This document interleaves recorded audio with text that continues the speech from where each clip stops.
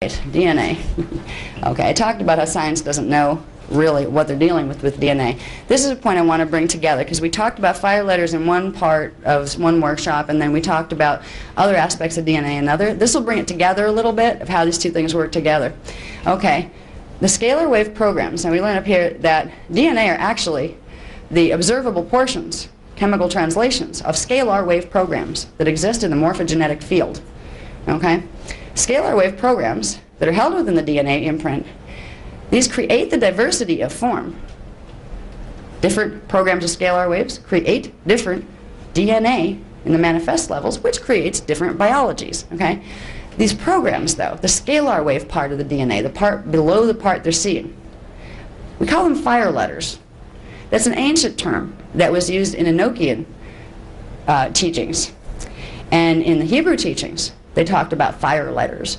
They were talking about the scalar wave patterns that, when activated within the DNA, allowed the body to turn to light. It allowed particle and antiparticle to fuse, to turn into fire, and go to the next octave. They were talking about the secret mechanics, and they were always trying, the Hebrews especially knew this process existed, even with all the repression of information our histories have been about. They knew there was a sequence to fire letters, which are represented in the shapes of the Hebrew alphabet, some of them. They knew there was a sequence that held the secret to higher evolution, held the secret to opening the relationship between man and God. They knew there was a secret to ascension, and it was in the fire letters. They were right. They didn't take it as far as fire letters are scalar wave grids that affect other scalar wave grids of your DNA, that if you do it this way, it can, yes, make you turn into light and go up to the next octave. They didn't take it that far. Once upon a time they did. This information was taught before. They didn't use the term DNA. They didn't need it.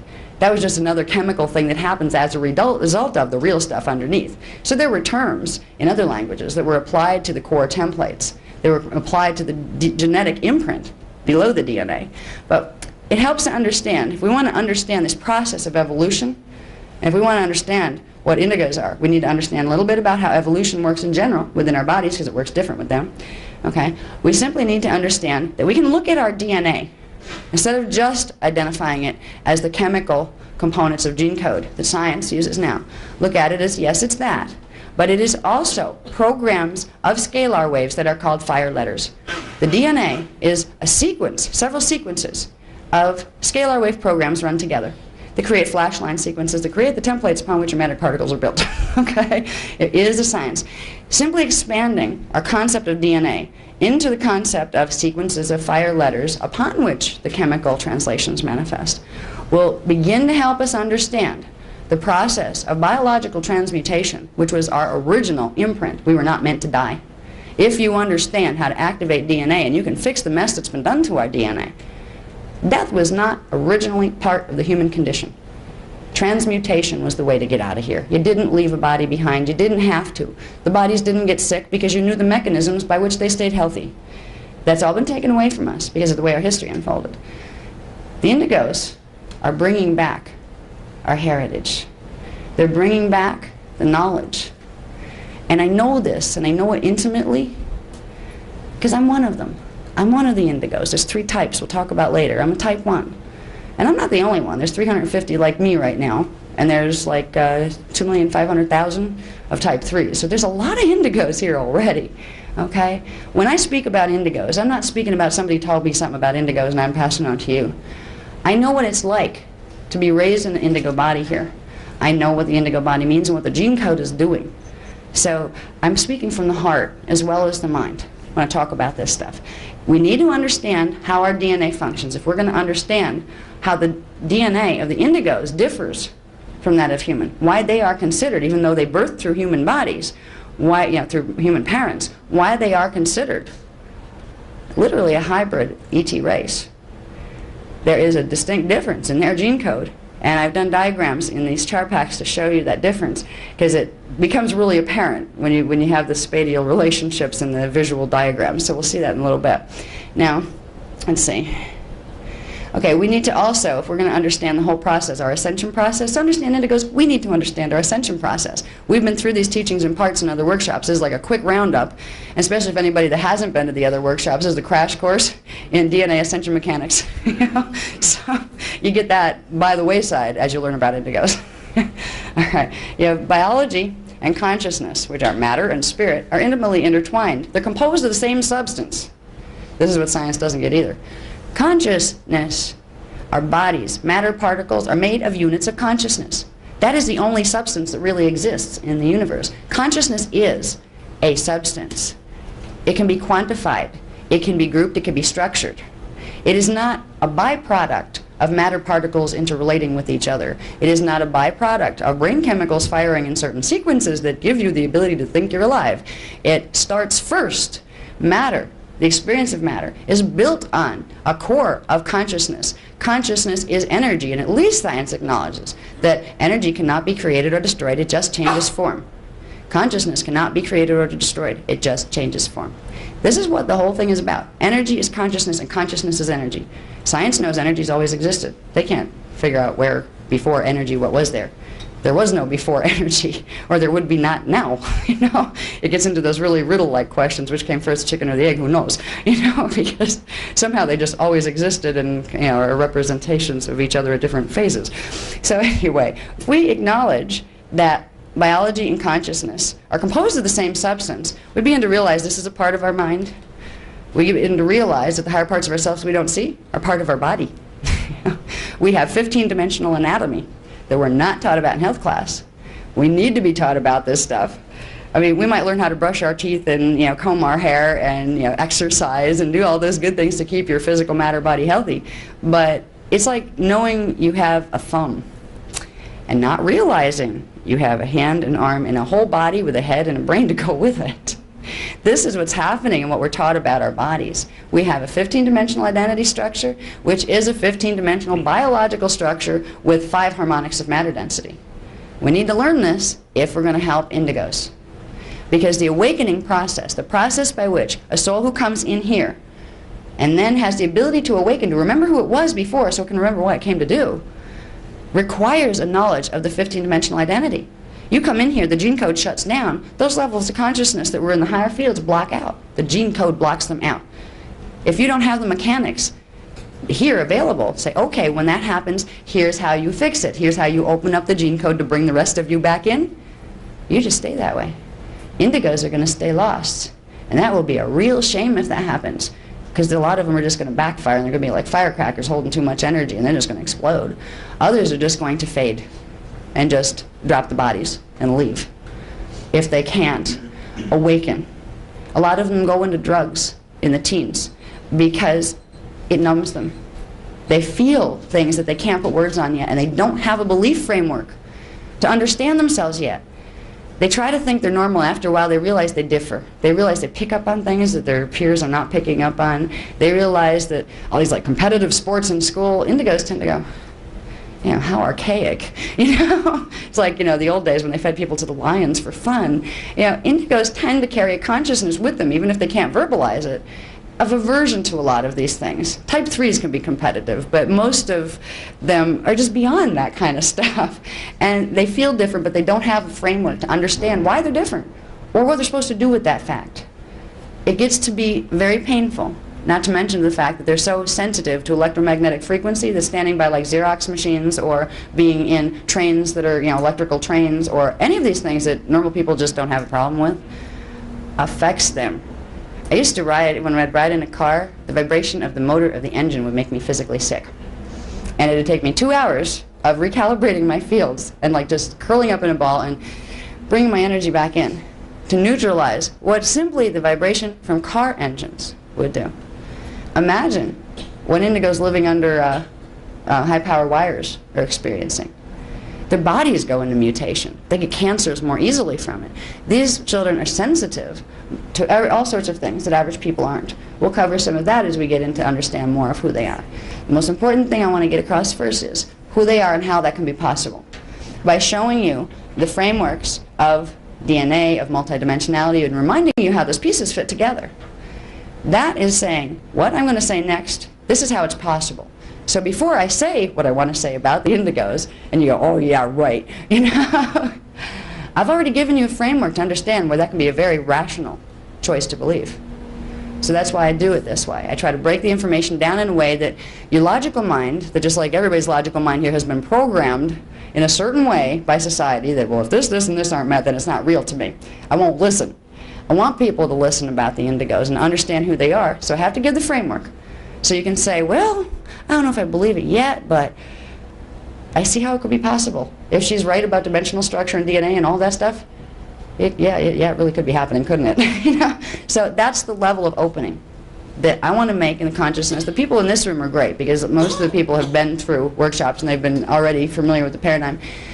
This is the way, if you want to get across to other people, particularly if you happen to be in the psychology area, in the psychology fields or anything like that, or in medical fields, you need to realize you can't just dump it on people because they're going to say, you're absolutely nuts, and if you happen to be in the professional community and let it slip, you're going to be blacklisted big time. You know, they will harass you. You know, if you push forward with movements about it, they will probably try to suspend your licenses and really, you know, mess with you. The government organizations and stuff that control things. This has to be very quietly, an understanding that has to be very quietly and gently moved in to the masses of our race. And it's only going to touch the most intelligent levels of our race who are willing to come out from the old programming and say, you know, maybe it isn't the way we were taught. They're willing to learn something new. But everybody can learn to do this. If you realize, if you explain a little about dimensional structure to somebody, if you're talking to your scientist colleagues or friends like that, say, okay, this is how dimensions work together. Where did you hear that? You know what I mean? Well, some person's teaching it, but anyway, you know, don't get into me or who I am, or it doesn't matter. What matters is, oh, I learned it anyway. Let's get to the point. This is an interesting way of looking at things, don't you think? And I've heard that those children that they're having such problems with, actually, it's about this for them. You're showing them a paradigm in a non-threatening way. You're not saying you have to believe this where they say, you're saying this and I'm saying the opposite. No, it's not. Yes, it is. No, it's not. That gets nowhere. You have to open up the awareness in people. And the people who are getting this information first are the ones who will be able to go out into the world and begin to say, okay, I know something that they don't know and that they're not going to want to know. You know? So I have to gently filter this information in the right places, the right individual. There's an opening to metaphysics there. Let's take it that way. We need to spread the awareness of indigos if we want things to work out well over the next 20 years, because they're going to get worse and worse and worse. Indigos are here not only to help themselves grow, to help us grow. They're here for the planet, because there's things happening here that if they weren't here, we wouldn't be here by the end of 2017. Okay, we'll get into that later too. Okay, let's see. Let's see what DNA. Okay, I want to say one more thing about the 5-letter sequences that are really the core of the DNA imprint. Remember, 5-letter sequences are scalar patterns. The manifest chemical components of the DNA are the chemical translations of those 5 letters, or at least the ones they're able to perceive with our equipment of identification. There's a whole interdimensional spectrum of DNA chemical translation they're not able to see yet. Anyway, so we have the 5-letter sequences of each DNA strand correspond to each dimensional band. Each dimensional band in that whole structure of morphogenetic structure, 15 dimensions, each dimensional band is a scalar grid, and it has a specific amount of scalar patterns. Each dimension has 12 sub-frequency bands, which means it has 12 flashline sequences that we talked about before.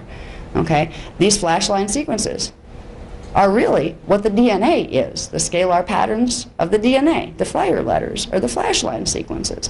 So not only do our DNA and do we have fire letters that form our morphogenetic structure, the whole universe is composed of these. The whole dimensional structure itself, the progression from consciousness to matter and back again, there are specific structures of scalar waves that are fire letters. Each dimensional band has a certain configuration of flashline sequences, fire letter sequences.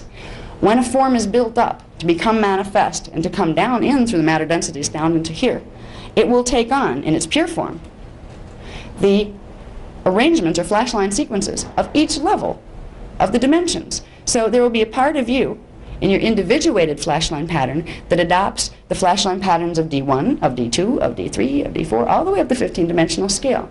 This is reflected in your DNA fire letters. Your DNA fire letters are supposed to be, when they're operating properly, a small version replica of the fire letters of each dimensional band. And by progressively bringing them into activation where they begin to flash on and off, you progressively expand your consciousness and de-densify your matter.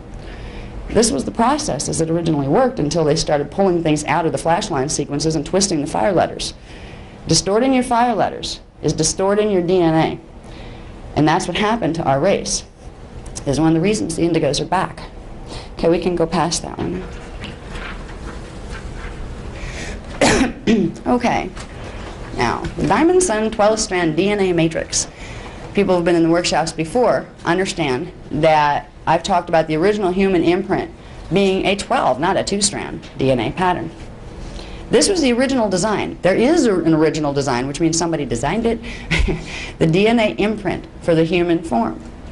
What we have right now are 3 active strands. That's all.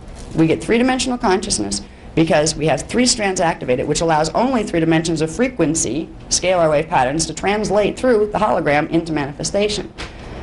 Originally, we were supposed to have 12 strands. Now, the strands don't look like this. This is a diagram that I use to show relationships of strands to each other. And to show you, there's other diagrams that in other courses on the DNA that I get more into, I show you what's contained, the basic codes contained in each strand. So this is a diagram. This is not how, if you look real close down into your morph structure, it's going to look like that. There are geometrical relationships of these scalar wave grids that have very specific, what they call geomancies, or angles of interrelationship. This is not those. This is simply a way to show you strand content, strand amount, so you can compare what yours was supposed to be when you were originally designed as being a human consciousness, what it is now, what it needs to grow back into being, so you can reclaim your ascension codes, which are your appropriate fire letter sequences that correspond directly to the dimensional bands. This is what our evolution is about here, even without the indigos. This is what we have been trying to accomplish all along down here on planet Earth, was to try to rebuild our original imprint because it was shattered at one point. It's a morphogenetic field that had 12 primary fire letter sequences, flashing on and off sequences. Some of those frequencies were completely pulled out. The flash line sequences just didn't exist anymore, which threw off the whole calibration of how consciousness related to itself. This is DNA mutation. Mutation of fire letters, distortion of fire letters, distortion of scalar wave patterns, translates into DNA mutation, translates into perceptual distortion. We have been living for 200,000 years under perceptual distortion caused by DNA mutation. We have been trying to re-evolve back into the 12-strand DNA pattern, which means each one of these strands, each line here represents a strand. That represents a flash line sequence, a fire letter sequence, that corresponds to one dimension, that corresponds to one dimension of your consciousness. 12 strands implied 12 dimensions of consciousness embodied in a human form, which is an avatar identity that's capable of moving its vibrational rate where it wants to, appearing and disappearing at will, and manifesting in 4 harmonics of matter density wherever it chooses. That was our original potential. We have the ability to reverse mutate that, and I've done workshops on that, and that's what our programs are about. I have the tangible structure of the soul program here, which is the beginning. Cathara healing is the 2nd level. We're learning to reverse mutate the mess that our DNA is turned into. If we realize our consciousness that we use to, if we think a thought, we are making a waveform. If we hold an image in our mind, we're not just imagining things, as psychology would love to try to get us to believe. We are creators created in the image of the original creator, which simply would think, and thinking, by the process of thinking and cognating, would create many morphogenetic fields within itself. We do this. Every time we think a thought, we're creating a thing in scalar form. We're creating a template that something will manifest upon. If we begin to understand this, and we begin to understand, too, that our DNA is what? It's a scalar pattern. They're the same substance. Waves affect waves. The scalar patterns we put here and direct into the DNA will affect the DNA. You can reverse mutate. You don't need scientists and laboratories and fancy equipment to do this. All you need is to know how to use the equipment you came in with, your mind-body-spirit system. And this is what we teach, how to begin the process of repairing this DNA so we can get our higher levels of consciousness back. So all this stuff they talk about that seems so far out to many people becomes common knowledge, because on your higher dimensional levels of identity, you already know this. You don't need me to teach you there because you already remember. Here we just forgot because the DNA code blocked it. So we're in a process of remembering, not creating something that doesn't exist. We're just remembering what was always ours, which was the 12-strand heritage. It's important to realize this heritage because if we want to understand indigos, we're going to be able to start seeing, with understanding this heritage, how they differ from the basic human imprint in a good way. But it's kind of mind-blowing. If you consider right now, we're working on 3 strands of activation. We're actually, I think, what's the next one there? I want to show the root race chart. That's a ways up, huh? There we go. Okay. Now, we're aiming for, our evolutionary objective is the 12-strand pattern. Okay? We're on 3-strand right now. This is the overall pattern that we have been involved with for many millennia. The 12 tribes and the earth seedings. We're a part of a huge, huge, long-term evolutionary experiment that has been ongoing for many, many thousands of years. This is the 3rd time this race, our race, was seeded on this planet. It got wiped out the other 2 times. And that some of that history is in the Amente, Voyages of Mente book. Much more of it is coming in the new books if I ever get time to write them, because more of it, I have been accessing more. But we need to understand something. There's a pattern in a design that's absolutely beautiful to the evolution of a race. Imagine you're a very high being up there beyond matter density. You're going to create a race. You're a creator god. Not the big god, but a smaller god. We're all faces of God. We all have creative ability. So you're going to create a race of beings. This beautifully designed, eloquent plan was created by which we'd have 12 tribes, 7 root races, and 5 cloister races. The root races would be a period of time on the planet where one type of being that had one of the strands, one of the flash line sequences, moving the consciousness through this certain time period would create evolution of one DNA strand. That's what each root race did. And to get here, it implies you have incarnations in the earlier root races, or you wouldn't have 3 strands. The way you got to be a 3-strand being was to have evolved first through the earlier root races, which are Polarians and Hibernians. They are actually an etheric matter race that started on harmonic 3 of Earth, which is called Gaia. The physical root races started to come in down through here with the Lumians. All right.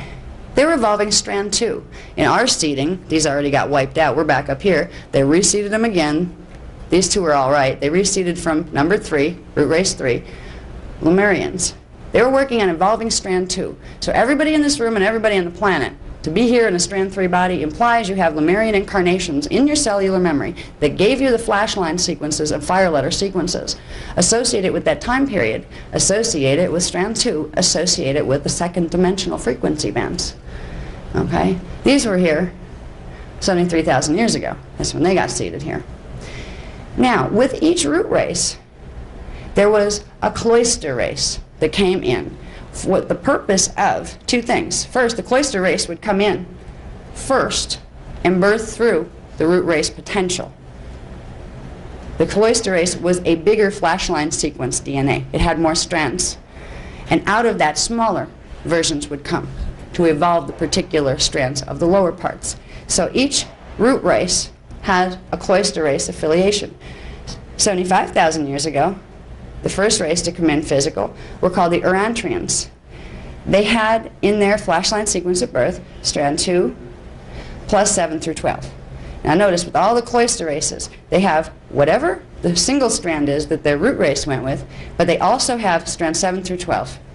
They held the potential of the 12-strand pattern, anchored it here into the race morph field, so it would be a potential for the races. Because if they just came in with one strand, they would have stayed one strand. You needed to have a race that would hold these higher potentials while the lower potentials were evolved and the strands were built up to meet them. The process and design of our evolution is literally passing through these thousands and thousands of years of root and cloister race cycles to progressively and very slowly rebuild the flashline sequences of our 12-strand DNA pattern. It didn't have to be that slow, but it was an agreement made by stellar races that would be stretched out over many thousands of years. Because the last time we were up there, this race, we got a little full of ourselves and created some real messes. So there are beings in the higher harmonics that don't want to hear anything about giving humans the key to the kingdom again. Not anytime soon. They want to make sure when we evolve down here, we get it this time, and we learn compassion, and we learn to use our power with wisdom, because we almost blew a planet up when our race was in the higher harmonics. That's how we got down here in the first place. So there's a lot of politics going on in the higher harmonics with the beings who reside there as far as how much humans are going to be allowed to know. When it was finally agreed that they'd even let us re-evolve to get our consciousness back out of being stuck down in this harmonic in fragmented form, they agreed to allow the Mente rescue mission to take place. We fragmented from harmonic 2 the consciousness of the race that was the human race there. Fragmented. Literally, its morphogenetic field blew apart, and little fragments of consciousness just blended in with the dimensional frequency bands down here. And they would have stayed as undifferentiated units of consciousness if the original imprint of their morphogenetic template was not re-entered down here so they could start to build back up into it. It was building our consciousness back up in this harmonic to get back to what we were before we blew ourselves apart. It's hard to understand from our scientific perspective that doesn't even like to acknowledge anything above D3. But it was a very grand evolutionary plan of races over long periods of time to give us back our original potential. At this point, we are here. And when I speak about Aryan race, every one of the root races has all of the colors. Okay, so Aryans are not just white. You know, there are black Aryans, there are red-skinned Aryans. They're basically red, white, black, brown, and yellow were the basic skin categorizations, and there's all sorts of combinations of all of those. So each one of the root races had a predominant cloister race that had a predominant one of those colors, but then they would have all of the other colors in each race. So every race color was represented equally in all of the root and cloister races. Now, we've managed to evolve through our Lemurian period. The next one was to evolve strand number 4, or strand number 3, in the 4th root race cycle. That began with the Brenoa Cloister. Now, I was a member of this. I had an incarnation in that period, a couple of them in that period, so I remember certain things from that period. Last time they were here was 72,000 years ago. Before that, before they got wiped out the first time, they were here 3 million years ago. These are ancient, ancient races we're talking about here. Okay? Before that, I believe they came in, no, we didn't get that, yeah, we got that far, 12 million years ago.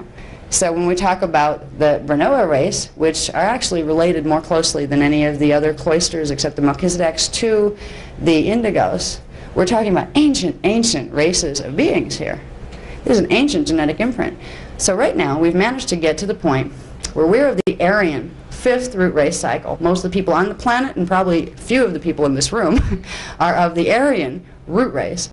Evolving strand 4, just coming into opening up 4th dimensional frequencies into your awareness, just beginning to acknowledge the astral level of existence, just beginning to have perceptions associated with 4th dimensional consciousness. That's where most people are at in our present times. Most people in this room are probably more so in through here or here, where you're working on 4th through 5th strand development, because the information that I'm carrying comes in on a minimum of 5th dimensional frequency at this point. People who can't hold 5th dimensional frequency in their consciousness, they don't have the flashline sequence receptors for it, will not be drawn to this information. They can't process it. They won't be able to grasp it, and that's okay. So the people who are drawn here, sitting in these rooms, learning this stuff, it implies that you have a gene code that has some of the higher strand content to some degree, because that's drawing you in to receive information that's coming in on these frequencies. But most of us, most of the people on the planet walking around out there in Sleepersville, are of the Aryan race, just beginning strand 4 activation. When we see that, and then later we're going to see what the Indigos are, there's a striking difference here. Okay. All right, these guys, the Aryans, started about 65,000 years ago. They came out of the Haibiru Cloister. Now, the Haibiru is not the Hebrew. They're different. They're two different race strains, interrelated, but different. Okay. The Haibirus were working on strand 4 plus 7 through 12. They were here about 68,000 years ago. When we look at our race lines here, and I can go right down to telling you, as far as races that exist on the planet now, where they came out of, what matrix they came out of. I'm not going to do that, because right now the consciousness on this planet would take that information and use it to hate each other more. They would use it to divide themselves and to point fingers, I'm better than you are, and to try to dominate each other. So there's a level where I won't plug in the final plugs to tell you, you know, what this race is, what that race is, what that race is. But I will mention what the Hebrews are, because actually all of our seeding has to do, this time, has to do with the Hebrews that came from the race cycles before, when everybody got destroyed. Okay? We've had Hebrew-Egyptian lines. This is where all of these root races and all these cloister races came out of in this third seeding, out of the Urtites 800,000 years ago. That's when this whole third seeding process came into being. Back down here in seed number 2, which was like from 3,700,000 years ago to about 848,800 years ago, that's when we tried this before. So, you know, same root races, same cloister races, didn't get very far. But some of the individuals from the cloister races here survived. And they were taken to other planetary systems, some were taken to inner Earth systems. We got the Hebrew strains in through here, right at the end. It was an attempt to save the declining races here, because they were getting into genetic mutation through Anunnaki visiting and messing with the gene code. Is a mixed cloister race. We have the Hybiru, which is the fifth cloister that goes with the Aryan root race.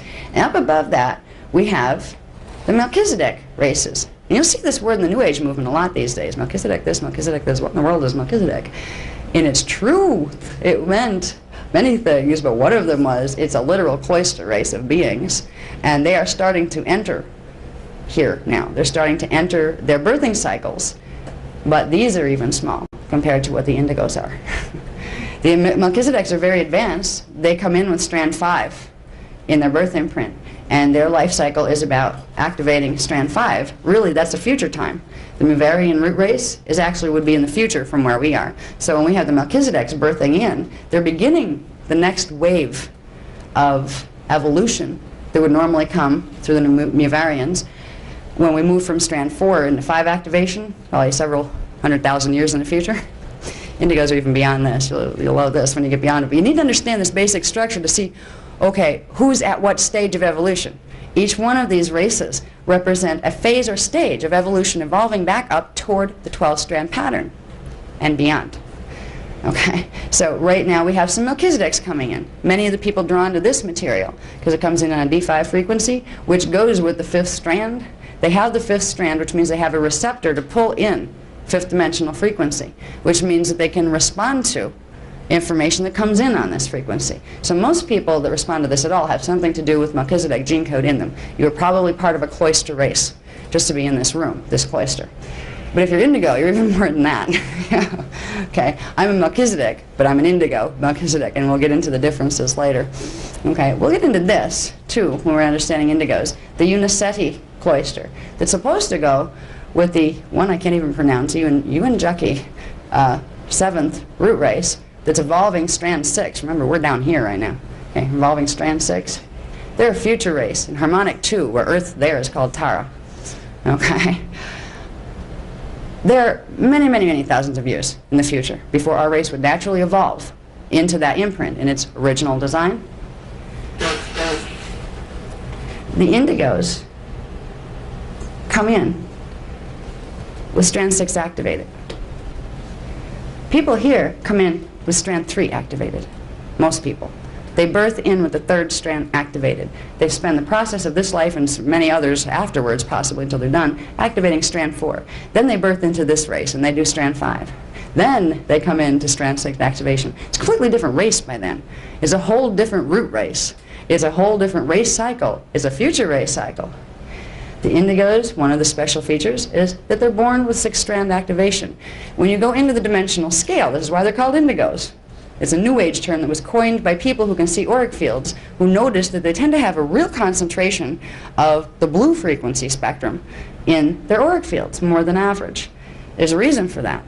The 6th dimensional frequencies that go with the 6th strand have what's called a capstone color. Now, every dimension has a capstone color, which is its primary wave spectra. If we remember, the color is a wave spectra, a wave pattern.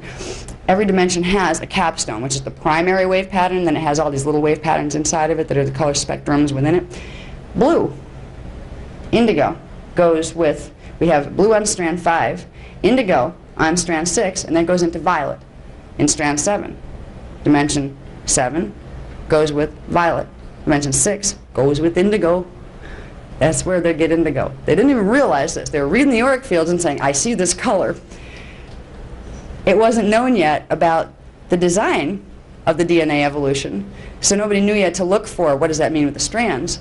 But it's kind of interesting that it translates right into that. Strand 6, the capstone color, is indigo. They're born with strand 6 activated and strand 5 activated. Most Aryans are born with 3 activated and the imprint for strand 4. They don't even have the imprint for strand 5, 6, or 7 through 12.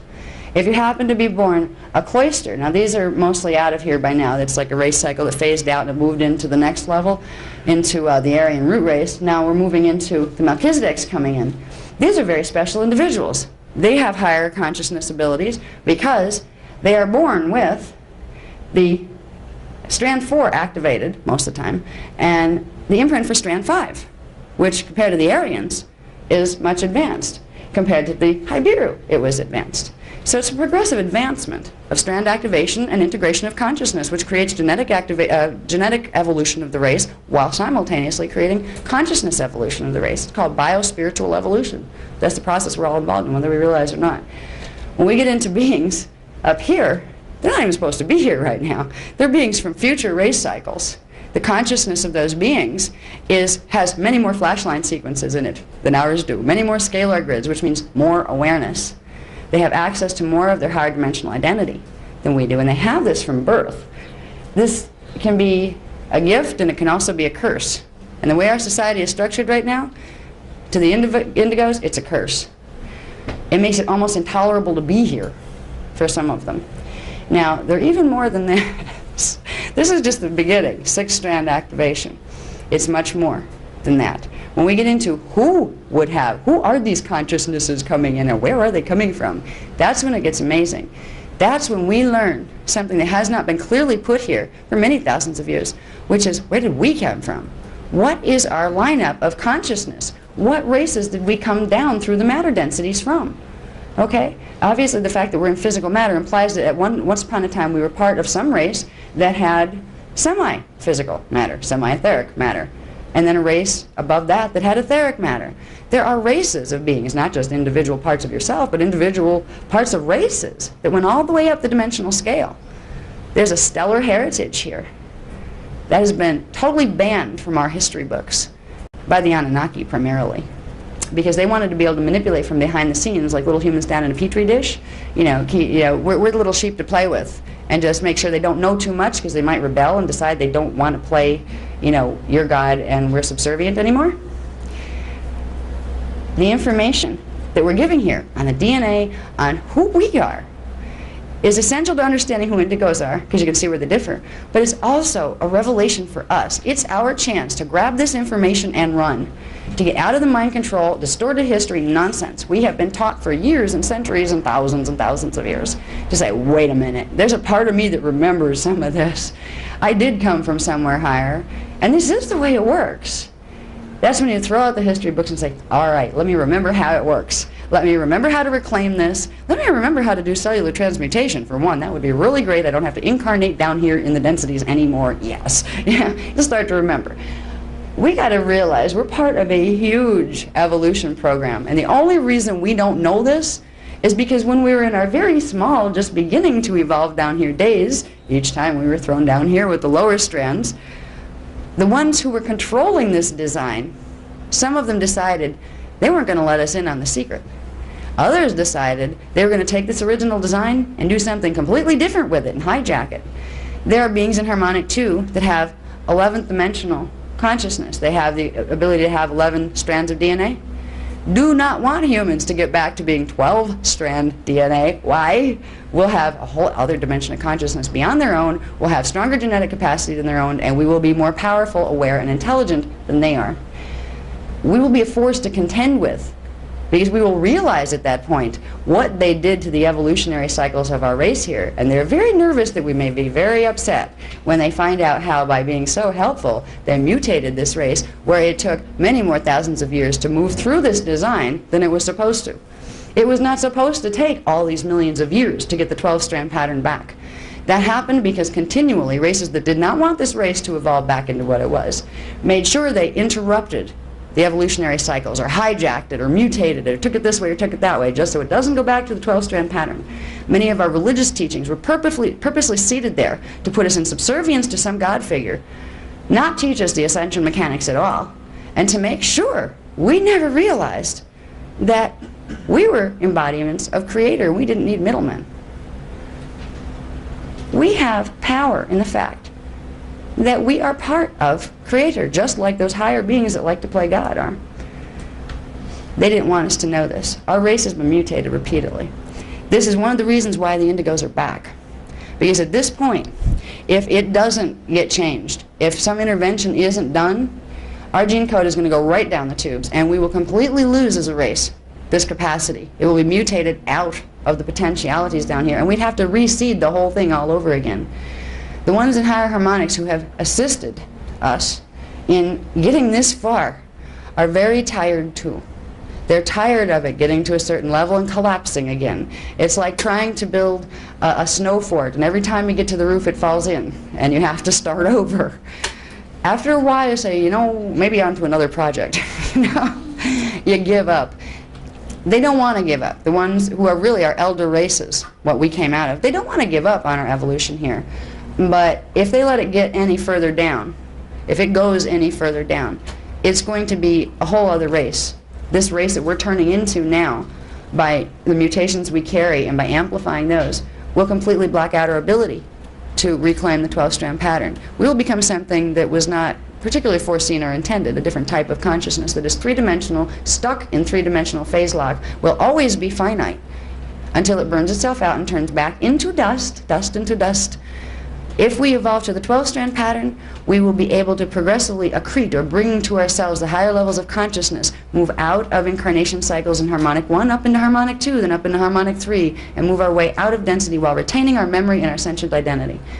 If you take that potential away and you cut something off at the 3rd strand, what you're doing is making it so they can get up to the 3rd dimension, 3rd dimensional consciousness. At that point, the body shuts down and dies. The consciousness leaves the body, goes up into the higher bands without a body for a little while, has to find another body, create another body down here, and it reincarnates again, over and over and over, until eventually the amount of consciousness that was held within that original 3-dimensional part of the consciousness gets smaller and smaller and smaller. You're using up energy, and you've cut off the supply, the perpetual supply that comes from direct connection to source through the higher identities. When that happens, gene codes digress. And when that happens, consciousness gets to the point where it can't hold a human pattern. It can't incarnate anymore into a human form. So it goes backward instead of forward into evolution. It goes into de-evolution, back into eventually space dust, or units of consciousness within the lower 3-dimensional fields that will become used to manufacture other constructs of consciousness. You can always be a part, you're always part of God, and you can do it in 2 ways. Being sentient, fully aware of who you were, who you are now, and your whole identity and consciousness are intact, or you can simply not be self-aware at all and exist within God as part of the substance that God creates with. It's up to us whether we want to evolve up into cognition or simply be space dust to be used for other beings who have cognition that are creating things. We're always part of it. We're always part of the universe. This is always part of it. This has been our plan. This has been what we have been denied for very, very long. I'm going to put one more out before we go. What we got there? All right, we'll just go back to this. I'm getting told I need a break here. Are you guys ready for like a, yeah? All right, am I throwing too much at you? Really hydrated today. Yeah, we didn't even find out what indigos really are yet. Yeah, once you find out what it means as far as identity, it's mind-blowing. It really is. It's. I'm very relieved because it took me till I was 35 to finally understand what the hell I was. Okay, to put it bluntly, I knew I was different. That became very, very obvious. It became extremely obvious when from the age of like 7, I had beings from other dimensions coming in and taking me through portals into inner earth and training me and doing all sorts of things that, forget even trying to explain to a psychologist, they warned me not to. I was told, don't even go there. This is between us. You will understand someday. And progressively, we worked with it. But I am so relieved. I finally understand what I am because I understood the stuff about the DNA and the levels and dimensions. The indigos are coming, and it's a real relief to me because I'm not alone. Yeah, and neither are the people. There may be indigos sitting here right now that you don't know you're an indigo yet either. I didn't know when I first came in. I just knew, boy, was I different. There was something that didn't quite fit here, and I progressively had experiences that took me further and further into paranormal land, you know, extraordinary experience. And I couldn't understand for a long time why. There may be people here that by finding this information, you have a new framework now. You might be saying, do I fit into that? Maybe I do. Gosh, maybe I'm an indigo. And when you start to realize what that means in terms of identity, who you are that's coming in here, you start to have some self-respect and start to get your priorities together. Because you say, oh, geez, yeah, I'm an indigo. That resonates. Oh, my God, I did come here to do something. You know, I'm starting to remember what I came here to do. I was part of a world service team. We're here to try to stop pole shift. The indigos are here for huge reasons that our scientists are not even ready to fathom. And we'll talk more about pattern. Now, if you look at each one of those lines, it's a strand of DNA, which is a primary flash line sequence of scalar waves that hold the consciousness. Each one is a frequency of consciousness. Turaneusiam, 12-strand humans, could hold 12 dimensions of consciousness in a hominid form and would have full access to transmutational mastery in 4 harmonics, 12 dimensions of consciousness and of dimensional field, which gives them access to, by the way, 12 dimensions worth of time continuum cycles, because time cycles and time continua are all connected to these flash line sequences. We get a linear time progression because of the orientation of the DNA flash line sequences to that of the dimensional bands, and that's a whole other workshop too. So we'll just get into this for a minute. We have what's called the 12-strand diamond sun silicate matrix DNA pattern. That was the Turaneusiam design. Before that, there was something called the double diamond sun, 24-strand DNA matrix. What that meant was, you take a Turaneusiam and you take its antiparticle double. You take the 12 strands from here and the 12 from there and you put them together and you get something else entirely. It transmutes to a whole different life form that has the ability to hold 24 dimensions of consciousness. It has the ability to hold the memory banks of particle and antiparticle Earth, Terra, and Gaia. It has the ability to be simultaneously aware of itself in the various time vectors, not just one single vector consciousness like we have here. When we're dealing with indigos, we can begin to start understanding that by looking visually at the difference between a 12-strand and here is a 24-strand. Some of the indigos are born with this genetic configuration, and they're not the ones with the highest genetic configuration either. Okay? So I'm trying to show you relationships of things here, dimensions to levels of consciousness, so you can understand what indigos are when they come in. We can do heritage now, honey. Thank you. Okay. Now, we'll get into our heritage. This is the part I'm excited about being able to bring out, simply because we have been denied this information for over 200,000 years on this planet. Most of us don't even think there was anything before the Sumerians appeared spontaneously out of nowhere, from what I hear in the history books. Yeah. We have a heritage that goes back billions of years, but there is a heritage that goes upward, a vertical heritage, not just a heritage down here in harmonic 1 cycles. But in harmonic 2, there was a race that the harmonic 1s came out of. Our harmonic 2 race was the Turaneusiams, and our 12 tribes down here came out of that. Up in harmonic 3, etheric matter density, there was another race that the Turaneusiams came out of. This is where we start to understand indigos. Okay? We have to begin understanding the whole process by realizing that any hominid life form, or that having a human-like type form, began in harmonic 4, pre-matter liquid light density. In the Lyran star system, if we look up in Lyra, that's actually a location in our morphogenetic, in the universal morphogenetic field, in that area of the morphogenetic field, but on the 4th harmonic. And it's a system of liquid light. It's pre-matter before it takes on etheric matter density. It's called the cradle of Lyra. It's also called the Christos. This is where the whole Christ issues come from. It's a level of consciousness, it's a dimensional reality field, a harmonic reality field, that holds the original pattern that the levels of matter density into form were built on. We were all seated through the cradle of Lyra, and all of the races in this time matrix, believe it or not, and this is where the whole concept of coming out of the one begins to make sense, All of the races came through a seed race that took on hominid form. The seed race came out of something before even hominid form, came out of a collective of consciousness, a gestalt of consciousness.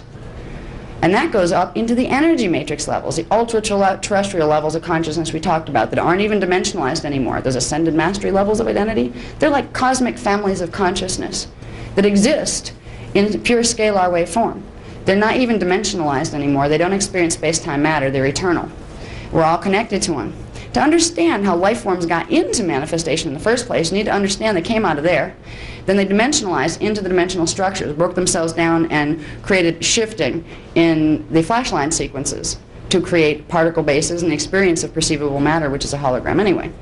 In the cradle of Lyra, in our time matrix system, our 15-dimensional system, life was seated there. And it was seated primarily, the hominid forms came out of a cosmic family of consciousness that if you take its vibrational rhythm and translate it into sound in the English language, it comes out to the word Melchizedek. There's things about language we don't understand either. That it's all about vibrational rhythms. And those vibrational rhythms are flashline sequences. And those flashline sequences directly interact with our DNA. Okay? I don't know if I can. I said that so fast, I don't know if I can repeat that one more time. Yeah, can I repeat that? What? What? I'm sorry. Oh, Melchizedek. Okay, that part of it, yes. I can slow that one down and repeat it again. Okay. Okay, Melchizedek is actually a translation of the vibrational pattern of the collective of consciousness, the cosmic family of consciousness that seeded the hominid forms. The flashline sequences, the scalar arrangements, have a sound translation when they're brought down the dimensional scale into light, sound, scalar waves. And when you translate those flashline sequences through the English language flashline sequences, you come out with the sound tones of Melchizedek. And in the Bible, they got as far as identifying King Melchizedek, who came in and did certain things in the biblical history. It goes way beyond that. You know, Melchizedek is a tonal resonance signature for certain aspects of consciousness that link all hominid forms within this 15-dimensional matrix. It's not just a big guy in the sky. It's not a god sitting on the throne that you bow down to. It's completely different than that. Some people interpret Melchizedek as that, Lord Melchizedek. There's certain groups in the New Age movement that call to Lord Melchizedek to assist them. What a Lord Melchizedek is, it's a level of the ascended mastery consciousness of the hominid race that exists beyond dimensionalization. It's a collective of cosmic consciousness that we're all connected to. You can call it Lord if you want to. I don't like the term personally because for our history it has implied subservience and servitude and really getting the not great end of the stick, okay? You don't have to call anything Lord and Master.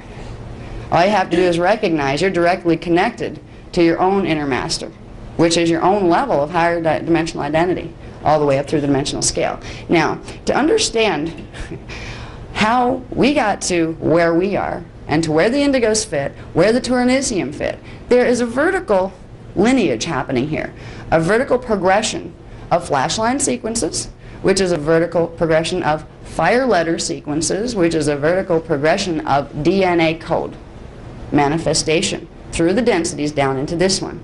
This is what we need to understand, to begin remembering the truth of our heritage. And in the truth of our heritage, we will begin to understand where the indigos fit into the picture and why they're so important.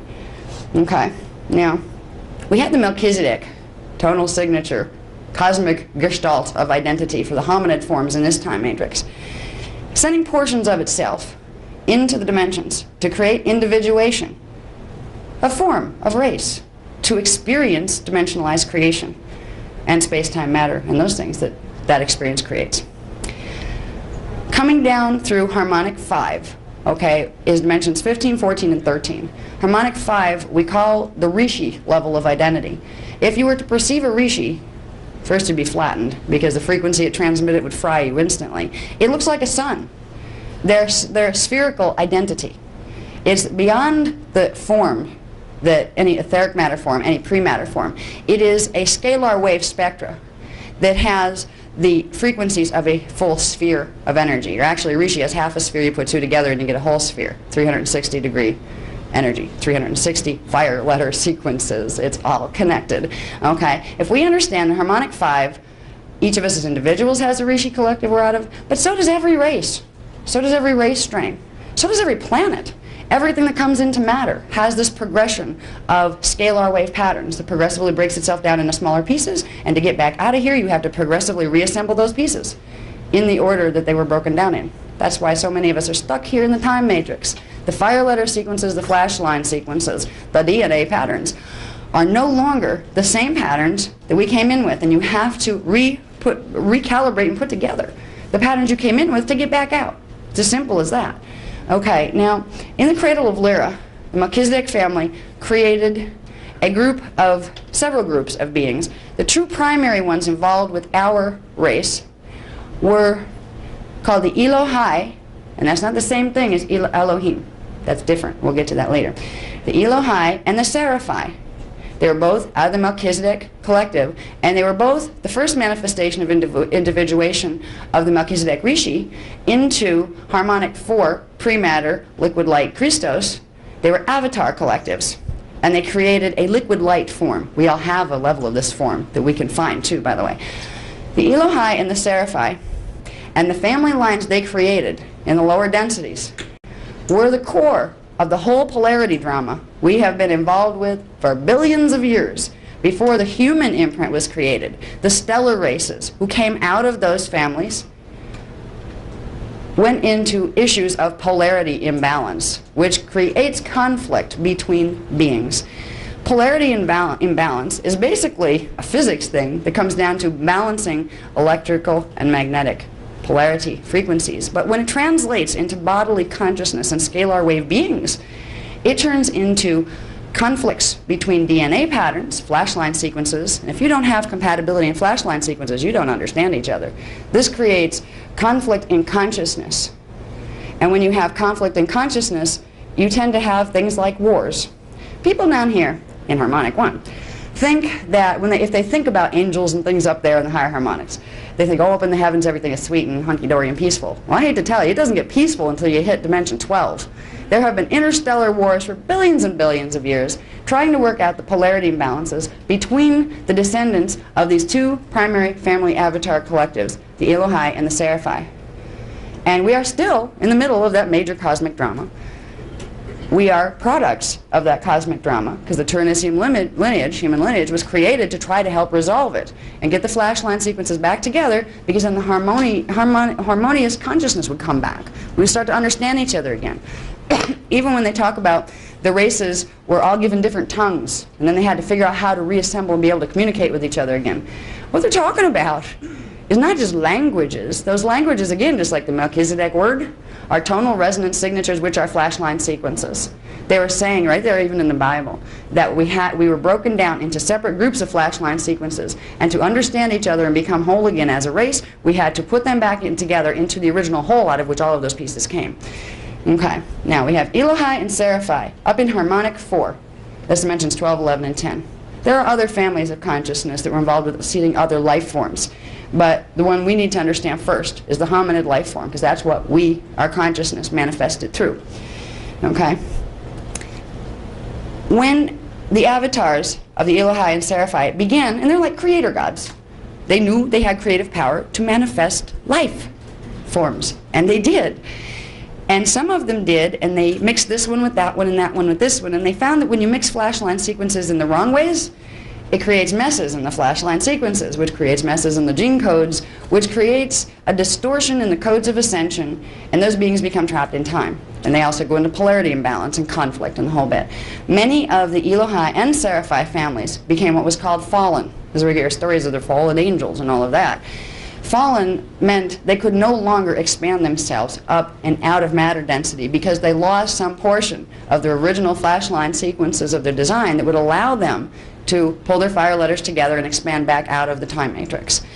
The fallen ones also had a fall in consciousness because the codes that were originally part of their makeup that would allow them to pull in the full cognition of the 15-dimensional spectrum in which the law of one is understood, where we understood the whole process that we all came out of one and we're really all one, they lost cognition of that.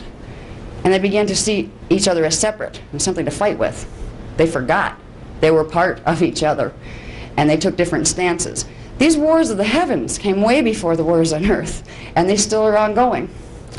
Now, out of those two families, the Melchizedek Cloister, all right, which is like the highest level of the Melchizedek signature that retains the full codes of ascension all the way up through the 3 levels of the energy matrix, beyond the 15-dimensional scale, those 3 other levels, the triadic, polaric, and echadic levels. There are other sets of fire letter sequences. They're part of the Melchizedek Cloister collective that holds that sequence as the potential so everything can get back out of time eventually, is called the Cloister, the Melchizedek Cloister.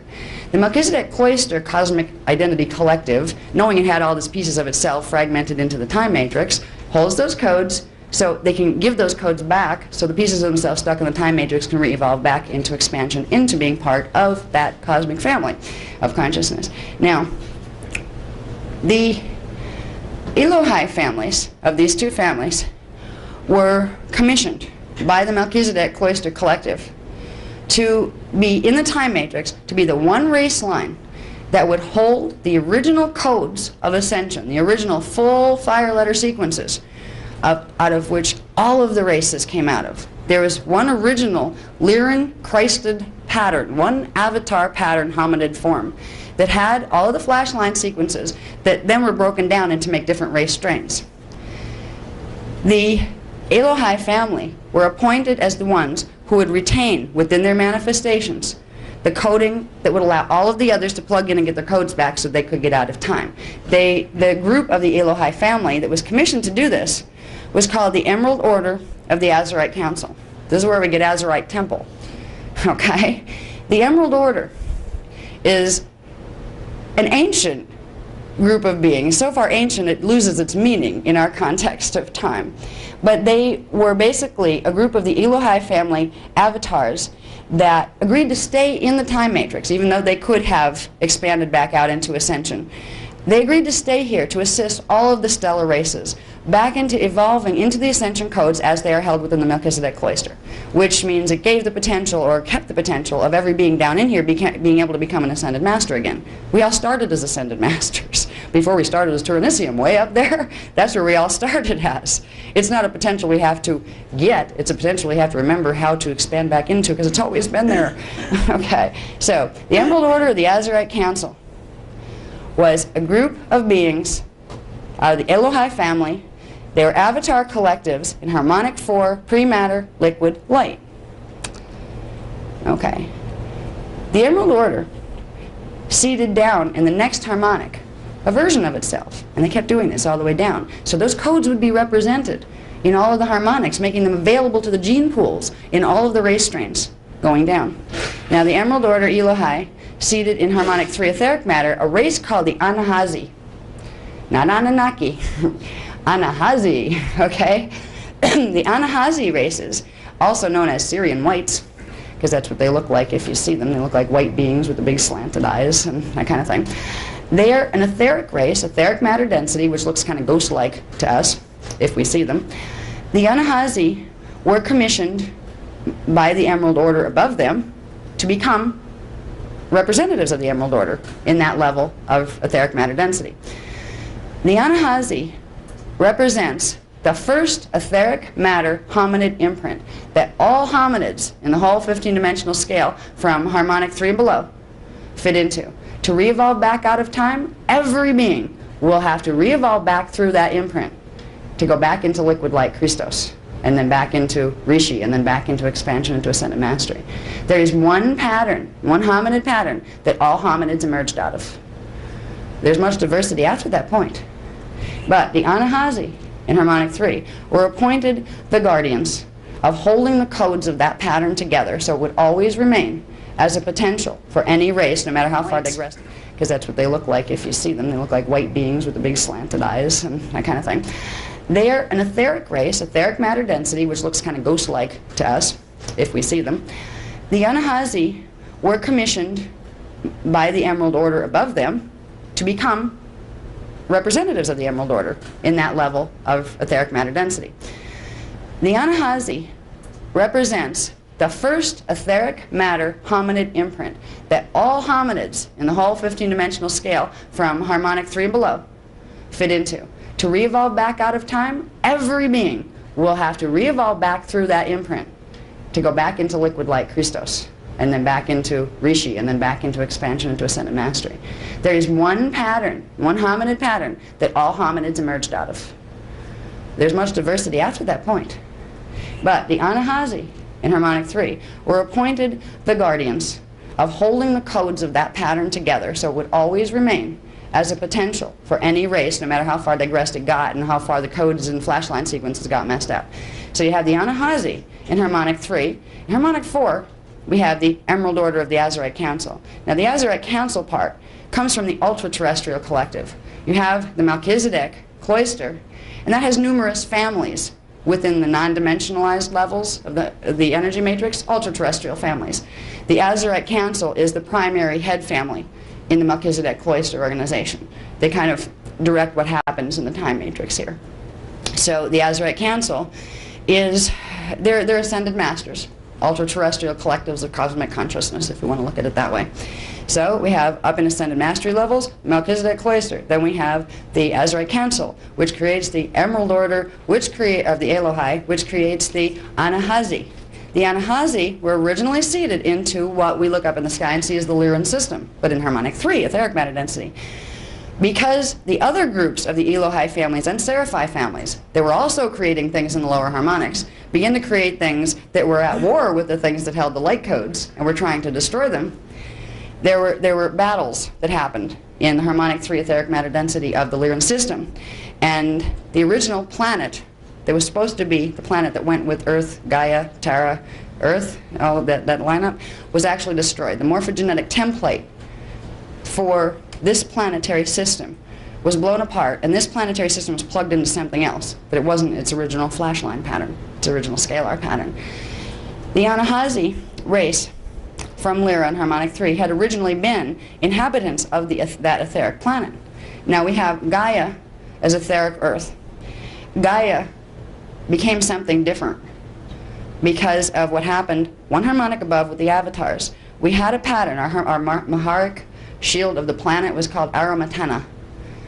Okay, the Anahazi and the Emerald Order were the guardians of Aramatana, the planetary flashline sequences, not just the hominid flashline sequences. In harmonic 4, that pattern was literally blown up. What that translated down to in harmonic 3 was the races of Lyra, the Anahazi races, fled. There was a group of them that kept the Emerald Order coding that was moved to a different part of the morphogenetic structure of the harmonic 3 universe, which corresponds to our Sirius star system. So they began as Lyran, and then they became Sirian. So the Anahazi, which is the original race imprint for all the hominids, that carries the full ascension codes for not just us, but everything else in this time matrix in hominid form, are considered Lyran, Sirian, Anahazi, the Sirian whites. They seeded the Azurite races, which some people who are doing contact, ET contact and stuff, they know this, the blues. There's a blue race. It's shown in the mythologies of Hindu literature. It's shown in Egyptian literature. Blue people. Yes, there were blue people. They were created in the next harmonic down by the Anahazi. We had Anahazi in harmonic 3, right? Harmonic 2 in the Sirius star system. The Anahazi created the Azurite race, the Sirian blues. This is our lineage.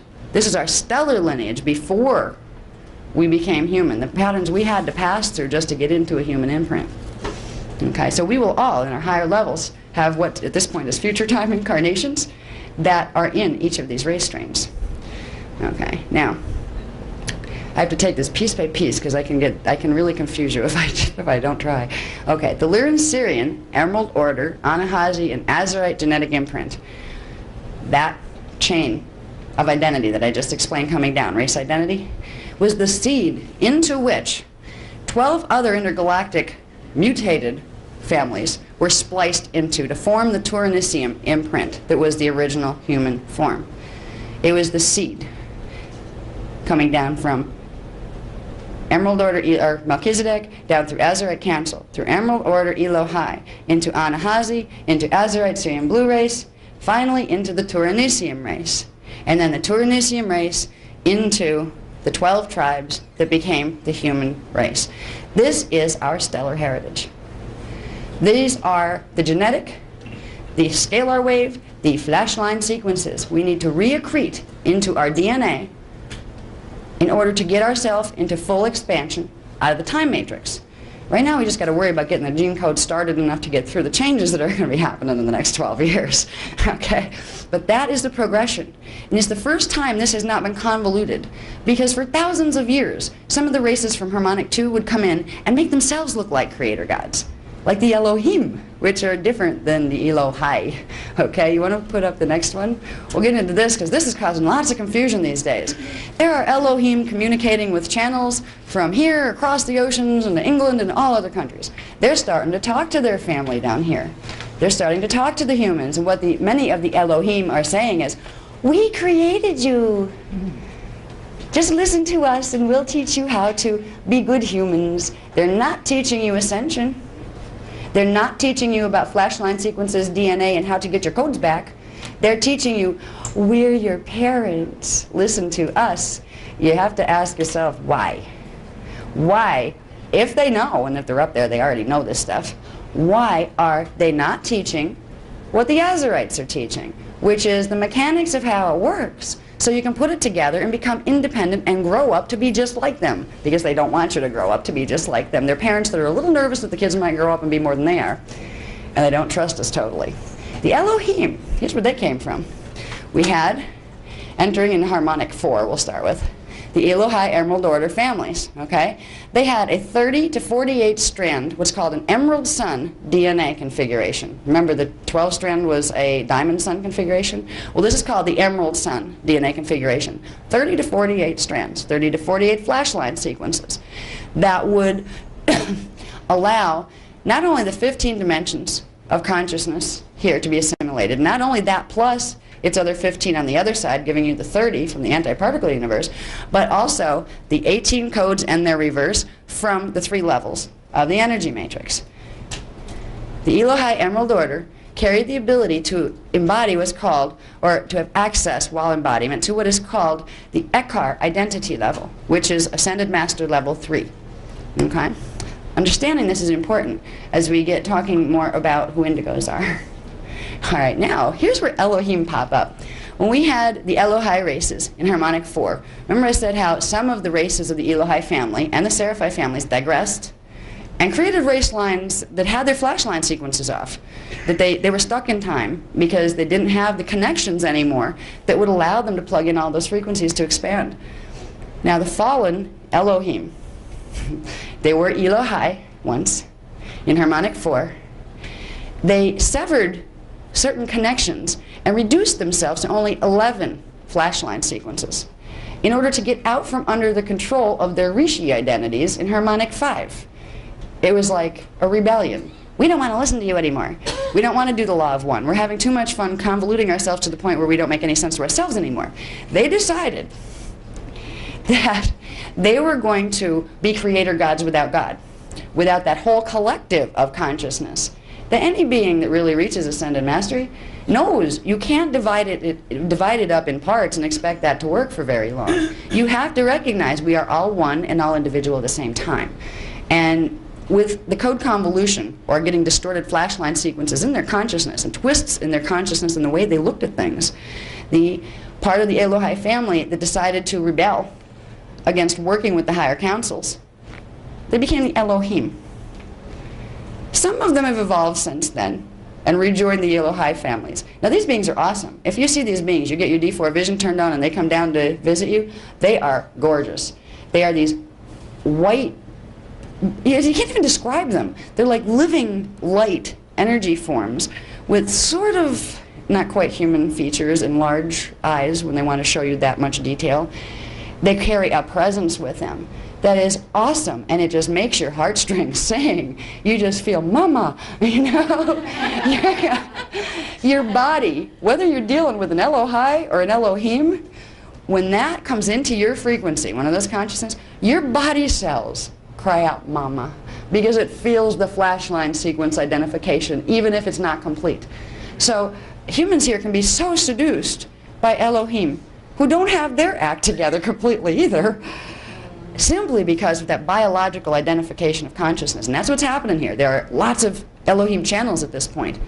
Those people don't know if they're dealing with Elohim that are trying to help them re-evolve, or they're trying to trap them into another loop of evolution that, like we've been in for the last 22,000 years, actually. There's been things that happened because of the Elohim family lines that mutated our race down here worse than it ever had to be. We need to make the distinction between Elohai, meaning higher, and Elohim. And over here, in the Seraphi families, some people are bringing out information that, you know, the Seraphim are all the bad guys. Then it kind of gets put over into the Seraphi family lines. Not all Seraphi family lines are negatively oriented. Only some of them are. Just like with the Elohai family lines, we had the Seraphi. Now, they were able to hold, they had something called the gold sun matrix, DNA matrix. It could hold 24 to 30 strands, flash line sequences, levels of consciousness. They were seeded primarily into the Arcturus and Andromeda galaxies in harmonic 4.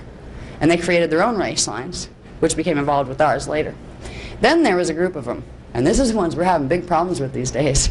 Okay, they're back. All right, the Seraphim, that again, just like the Elohim over there, decided we're going to run our own universe, don't want to cooperate with the higher guys anymore, created their own race strains. They unplugged their flashline sequences to get out from under the impulsing coming from their higher parts and reduce themselves to a 10-strand pattern, but at least they could rule in 10 dimensions of reality. When a being or a group of beings cuts off part of their flashline sequences, there's a little catch-22. They become finite unless they feed off other things. If you have your flashline sequences hooked up through the 15 dimensions and into the energy matrix, you have a perpetual supply of energy and consciousness moving through you. You are an eternal being. It's just continually recycling, changing form. You don't go away or disintegrate or reduce yourself into space dust for something else to use as creative fuel. When you sever the strands, you become a finite being that has to take energy from something else in order to self-sustain. That's what this group of Seraphim did. Now, these are in harmonic 4. These are avatars. They're liquid light, dark avatars. They created race strains down the harmonics, just like the good Seraphim, or Seraphi did, just like the convoluted Elohim did. And these guys aren't quite as messed up as these guys. Okay, the Seraphim are the ones that created the real big nasties, as we call them. The Elohim are like in between the two, and the Elohai are the ones who still retain the codes of ascension for the races. What the Seraphim created in the next harmonic first was one of the major things that have given us problems here. They were in the Orion star system, etheric matter density, and they were winged Dracon. They looked like dragons with wings and tails. Like a lot of our devil mythology comes from a cellular imprint of understanding that race, because once upon a time they interacted here and they forcefully crossbred with humans to create a hybrid strain called the Dracos, which is actually focused in Nibiru right now and is starting to mess with this race again. They're back, and it's serious business. They have 10-strand, what's called the Black Sun DNA matrix. It's called the Black Sun because in order to have that independence that they created, they not only unplugged everything above 10 strands, they reversed the order of the fire letter sequences in the rest. They completely turn the consciousness inside out. They do not have the ability to plug into the rest of the dimensional scale, which gives them a consciousness that cannot cognate anything but itself and its own needs. If you ever looked in a shark's eyes, like on pictures and on TV, there's this blank stare there. These guys are eating machines, okay? You can go up to a shark and say, you know, I'm a really special being and it's really not a good idea to eat me. Do you think it's going to care? It has no cognition level to have compassion or to think about you in that form. You are just fuel that it is biologically driven to consume.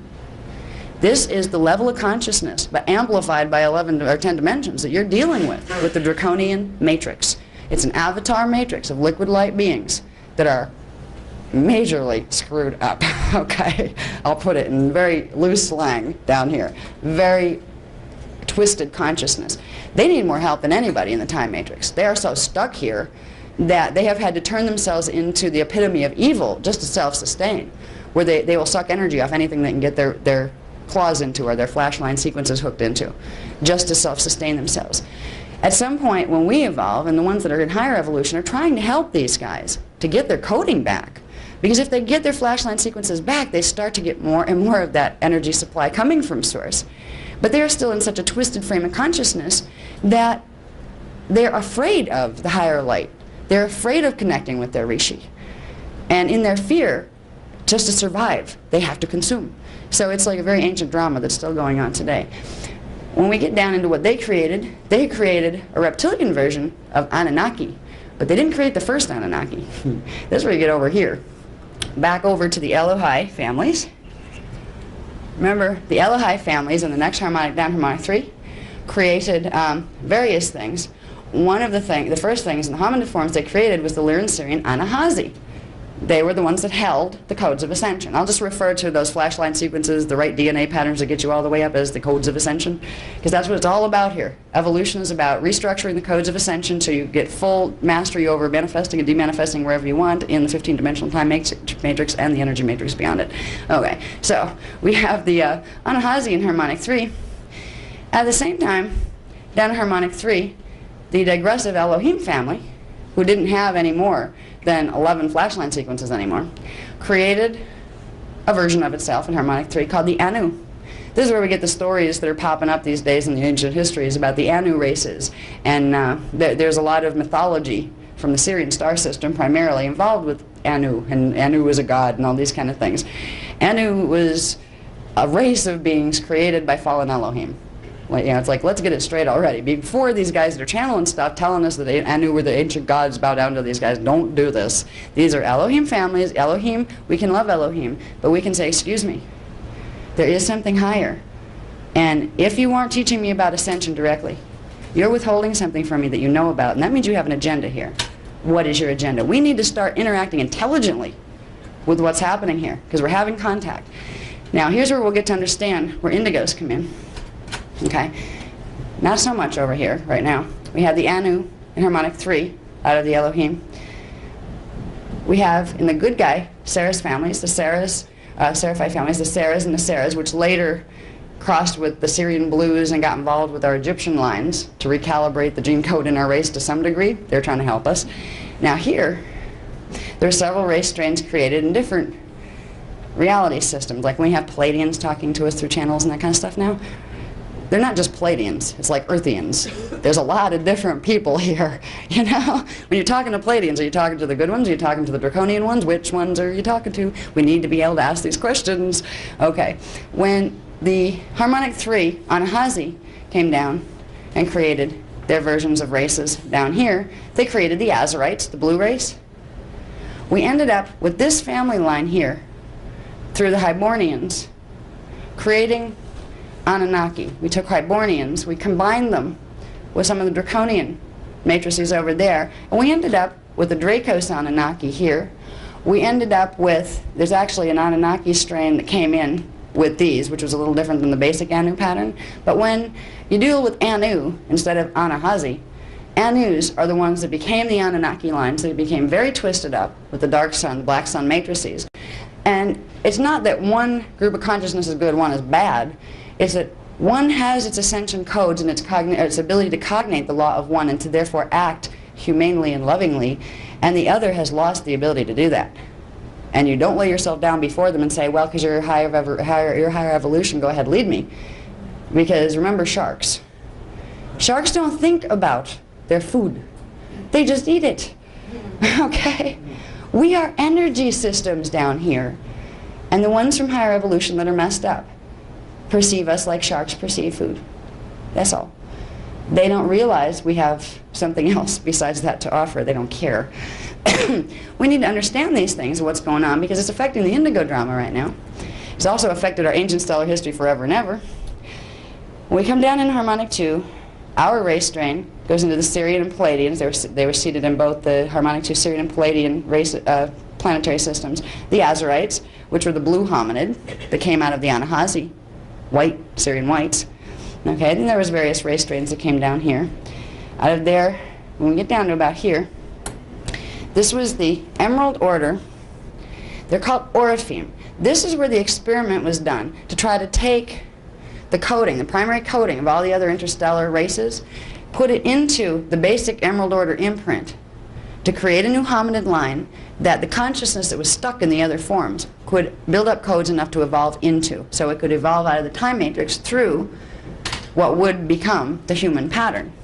The first level of the human pattern started in harmonic 2 with the Emerald Order Oraphim. And Or refers to light. These were good guys. They had 30 to 48 strand capacity, that Emerald Sun matrix. Then they created a little smaller version of themselves in harmonic 2 still, plain old Oraphim. Okay? They had 24 to 30 strand capacity. Yeah, reduced it a little bit. Into the Oraphim were seeded the Turaneusiam, which were the 12 imprints from the other stellar races, and it created the full Turaneusiam 1 race. That's where it became Turaneusiam. Oraphim became Turaneusiam and human by adding the other patterns of the 12 races that needed help in their evolution. So we have the Turaneusiams created now. Out of those came two primary divisions, and this is the story is told in the Secrets of Amente book a bit, where again the Anunnaki ones from over here and from over there, the middle guys and the really bad guys, interbred with some of the Turaneusiam, interbred with some of the Oraphim, which means you create some really high-coded, nasty beings. Yeah, there's a lot of heavy artillery created in the negative side by combining some of these very high-coded races with the distorted races. Like the Azrael, they were actually avian, getting the wing things from the Seraphi lines. They were blue, and they became with the dark angels in our history.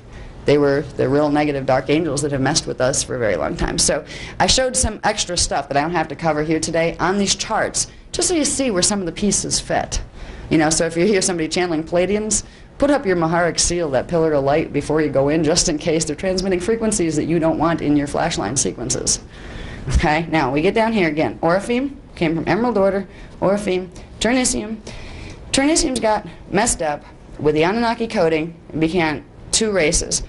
They split into one that went into a reptilian type of human called the Bellicudium, and another that was a purified version, bringing the codes back to what the Oraphim were supposed to be, which is called the Adami Kudman.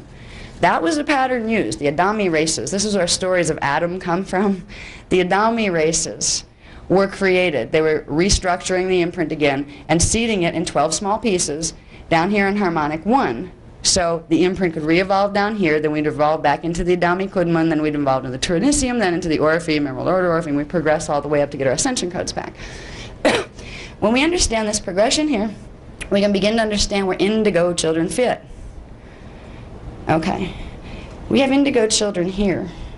These are a hybrid experiment that's taking place once again, because we have the higher ones of higher evolution realizing that right now we have some of these guys and those guys coming in here trying to hijack evolution. They're doing hybridization programs. Some of the UFO abduction stuff are by the negative groups, and they are trying to create hybrid versions of themselves to take over this place. Because they have the ability to do that if they want to. If there was no intervention, the human race on this planet would be hijacked again, completely out of its 12-strand capacity, forget its higher strand capacity. So there are arrangements being made where some of the negative sides are deciding they don't want to be so negative after all, and they're asking for help from some of the lighter sides. So there's negotiations being made all up and down the interdimensional scale. This is when the angels choose what side they're on, And it's coming down to hybridization programs running by each agenda here. We have the Elohim running their particular agenda, which is more interested in helping the Anunnaki races, since they were their Anu races, than helping the human race by itself. They don't want to hurt the human race. They're just willing to take the human and combine it with Anunnaki, realizing that the Anunnaki code is so strong that it will override the 12-strand. The Anunnaki will pick up the missing 12-strand and get its code, but it will unravel the human gene code back to a 10.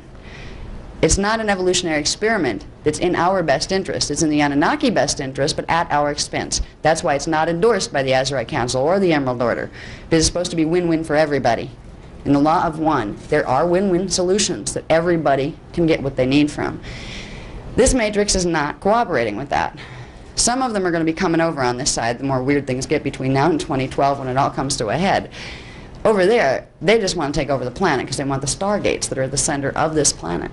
They don't care what they have to do to the race here. They want one world order control. They're trying to do mind control here. And they're trying to hybridize a version of themselves here that can take over the planet. That's their only concern of the human lineage. It has codes that are compatible with the atmospheric conditions on Earth. They're trying to get that higher coding to bring in their higher levels of consciousness into form here so they can become the dominant force of this planet. Then we have these guys, the good guys over here, saying, you know, these guys don't stand a chance if we don't intervene. And they have intervened. That intervention is the Indigo Children. The Indigo Children are hybridized gene code that, that involve the full coding that goes up. They're not just Adami imprint humans. They're not just Turaneusiam with the 12th strand. Some of them are Oraphim with 24 to 30 strand capacity. Some of them are Emerald Order. The Indigos returning.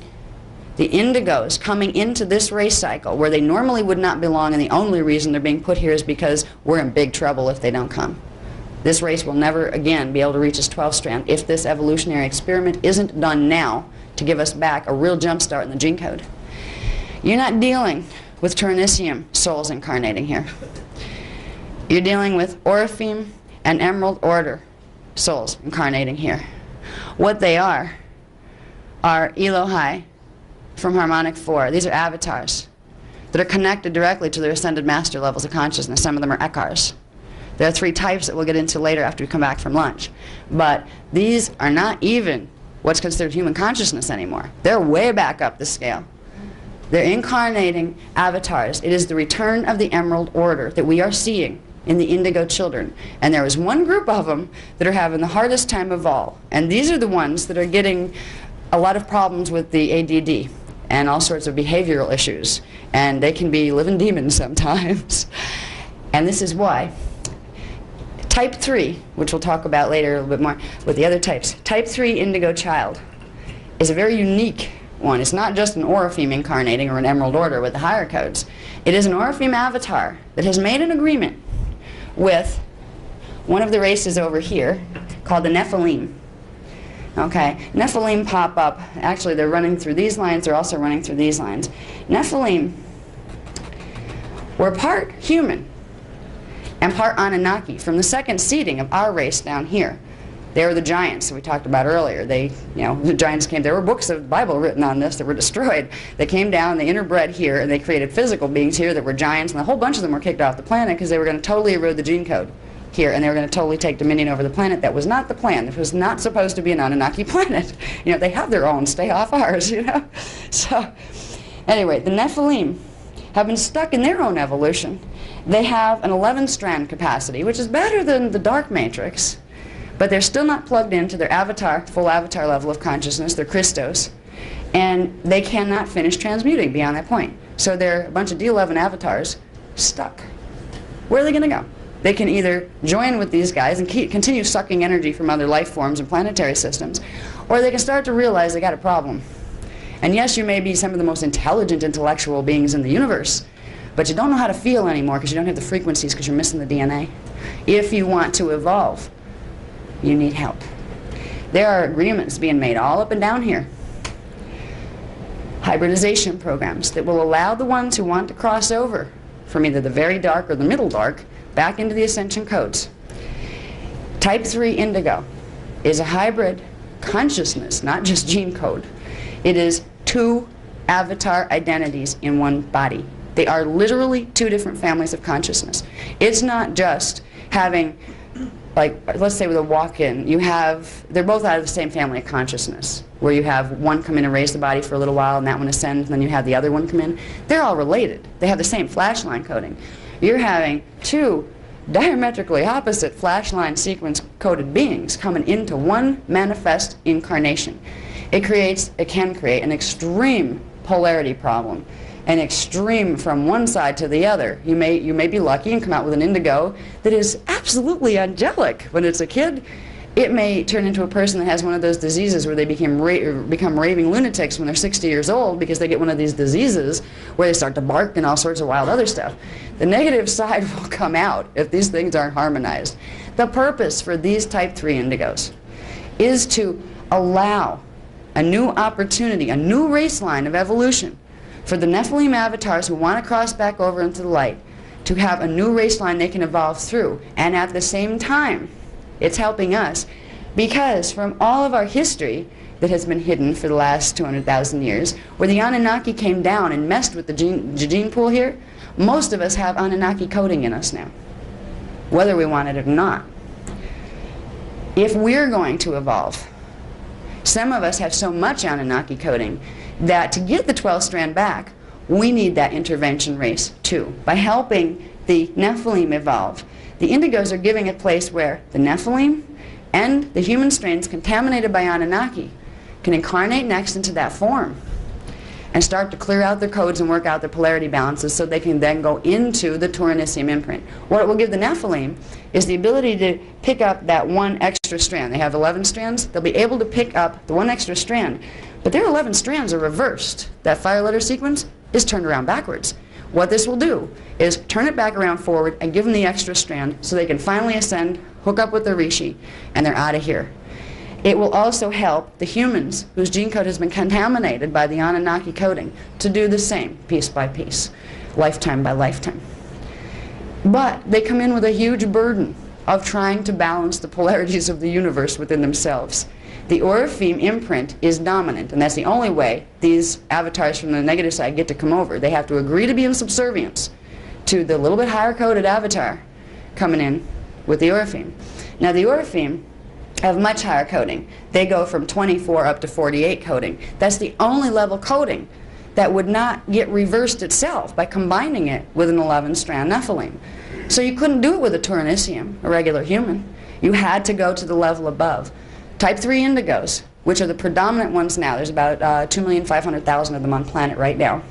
These are the ones that are having real problems with the energies, the chemical imbalances, the issues. They're here to resolve the polarity balances of the races. They have within them some of the highest avatar, and they have within them some of the most screwed up avatar. But they are avatars that are trying to balance that within themselves. Most of them will never become conscious of who they are on that level. They need help balancing the polarities. And we'll talk more about the other two types, which is much less scary. You know, I wasn't too thrilled to find out about type 3s. Like, oh no. You know, I've dealt with Nephilim before in other lifetimes in their pure form, and it was like, oh no, they're not quite as bad as draconian shark type consciousness, but they don't feel. They can like kill you and observe that as a scientific analysis. Oh, interesting, it responded this way.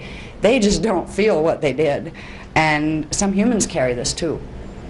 They said, when I was asking, you know, the guardian matrices, they said that Jeffrey Dahmer was a type 3 indigo. He didn't do things to hurt people on purpose. He just had these urges that he had to fulfill, and it did something for him. He just couldn't get the concept of remorse because he couldn't get the concept of what he had done. That is a very characteristic sign of Nephilim consciousness. They came in here and mutated the heck out of our race and didn't even realize what the higher councils were mad at them. They didn't get it. You know, they're intelligent, but they don't feel the reality. You have this in an indigo body that's a type 3. And I'm going to be putting together a book on how to deal with the 3 different types of indigos. The other 2 are much more positive, and they're not as extreme. They don't have the negative, positive problems as much as these guys. But they have their own issues to deal with. We'll talk more about them, by the way, as you can imagine. But the important part of knowing about these things is without that framework, you're not going to understand indigo children. And without understanding indigo children, you're not going to understand what's happening here on the planet right now that affects everybody on this planet. We're going to be part of a very small group of people who actually get it, who actually have a clue as to what is going down here. And it's going to get stranger and stranger in the next couple of years because we're going through dimensional blend. More contact is going to be made. There's actually a possibility that as soon as by next year, the end of next year, you may have the Elohim crew with their ETs visiting. Staging a landing is possible. It's not decided yet. We have some pretty good spy matrices up there, so as far as, you know, finding out what they're going to do and when they're going to do it, we tend to be pretty current on the information. It's still an agenda that's possibly going to be done. It could get as weird as that, as early as next year. Imagine what that would look like. Imagine if all of a sudden you have the new president, on TV saying, interrupt this broadcast. Events of an incredible nature. The only thing I can compare it to is the incredible filmage they had from when the Hindenburg went down in history. You had that live broadcast of the guy in tears watching this thing explode in the sky. Well, it'll be kind of that level of intensity. The ships are landing. We are not alone. I can see the newscaster with the melodrama, and everybody glued to their TV sets. Oh my God, we're not alone. The scary part is, if that drama unfolds, it's not the guardians that are doing it. It's the middle ones that are coming out of the Elohim matrix that want to take human evolution away from 12-strand into the Anunnaki lines in order to quickly up-level the Anunnaki lines, even though it's at the expense of the humans. They're not trying to wipe us out. They're just inadvertently going to damage us more than they already did. What that scenario would look like if it unfolds is you would probably see simply one craft. And it would probably be done live on TV for effect, so everybody get it. And then there would be announcements as very human-looking visitors came off. They may be tall, taller than the average human, and they may be very blonde and very Nordic-looking. And if it happens to be those guys, they're from Nibiru.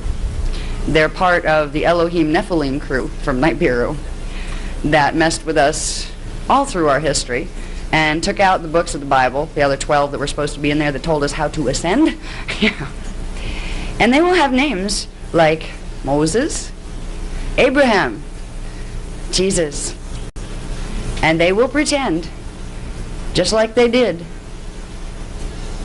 everywhere since 200,000 years ago, back again in 22,000 BC, they did it again. They will pretend they are our parents. You know that Bible you had? Well, we wrote it. You're our children. This is the line of BS they're planning to run here.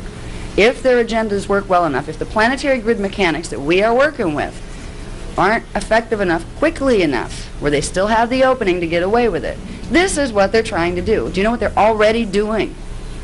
They are manifesting images of religious figures floating down out of the sky. People have pictures of these. I think they're from Argentina or Brazil. I forget. Yes. And the people that are involved with this, I know a couple of these people, and I like them. I didn't have the heart to tell them that, I'm sorry, it's not Jesus, really. It happens to be a Palladian Nibiruan that's coming down as part of a holographic insert program. They're not our enemies per se, but they're certainly not working in the best interest of us. They're like overprotective parents that decided they don't trust us enough to grow up, so they're not going to let us. That is not fair. That's why they are no longer members of the Guardian agendas. They're no longer members of the Guardian Alliance. So the whole Indigo issue is attached to the whole UFO visitation issue, is attached to what is going to go down here in the next 10-year period. Are we going to see it live on TV? And most of everybody else is going to be sitting around going, oh, neat.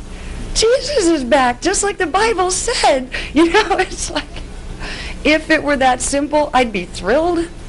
But it's not that simple. These are plans of deception.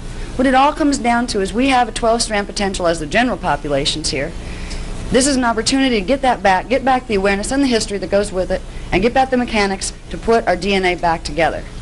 In the meantime, if we have too much skepticism and don't move quickly enough and say, I'm too busy, I have these things I have to do, I'll get to DNA later, I'll get to my evolution, maybe in 6 years or so, you just may find yourself as part of a mass program where all of a sudden there's human-looking beings claiming to be our forefathers interacting with society, particularly on the government levels, and you see this unity consciousness emerging, which unity consciousness in its true sense is fine.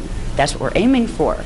But you will see a pseudo-unity consciousness emerging, where if you don't buy the program, you become enemy of the state. If you don't buy the history that's going to involve a planet called Maldak, that's going to involve a twist on history they did in the Sumerian times, that changes real history the way it went down, makes them look like they came in and created us and took us from being apes and made us into humans. It's a whole false history that's coming out of the Nibiru matrix. This is what they did before. It's coming through channeling. You'll find it in channeling books. You'll find it on websites. There are certain I won't name them right now, but there is a certain very large contact movement happening with a Syrian strain. They claim to be guardians and ascended masters and a few other things. They are very sweet, love, light oriented. They are these guys, but they're not identifying themselves as the same Nibiru ones. They're working several angles with several different groups of contactees, but it's all the same primary agenda behind it, which is kind of mutate us into more Anunnaki cloister lineages, up the Anunnaki lineage, and keep us under mind control for however long it takes to get the Anunnaki where they want them. That's not the original agenda here.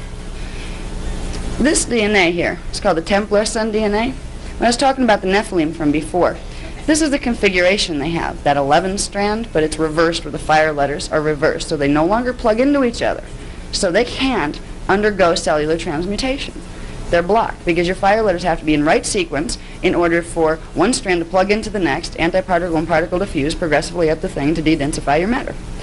They're stuck in time. When we're doing the hybridization with them, these are the ones that agreed from that middle matrix that said, okay, okay.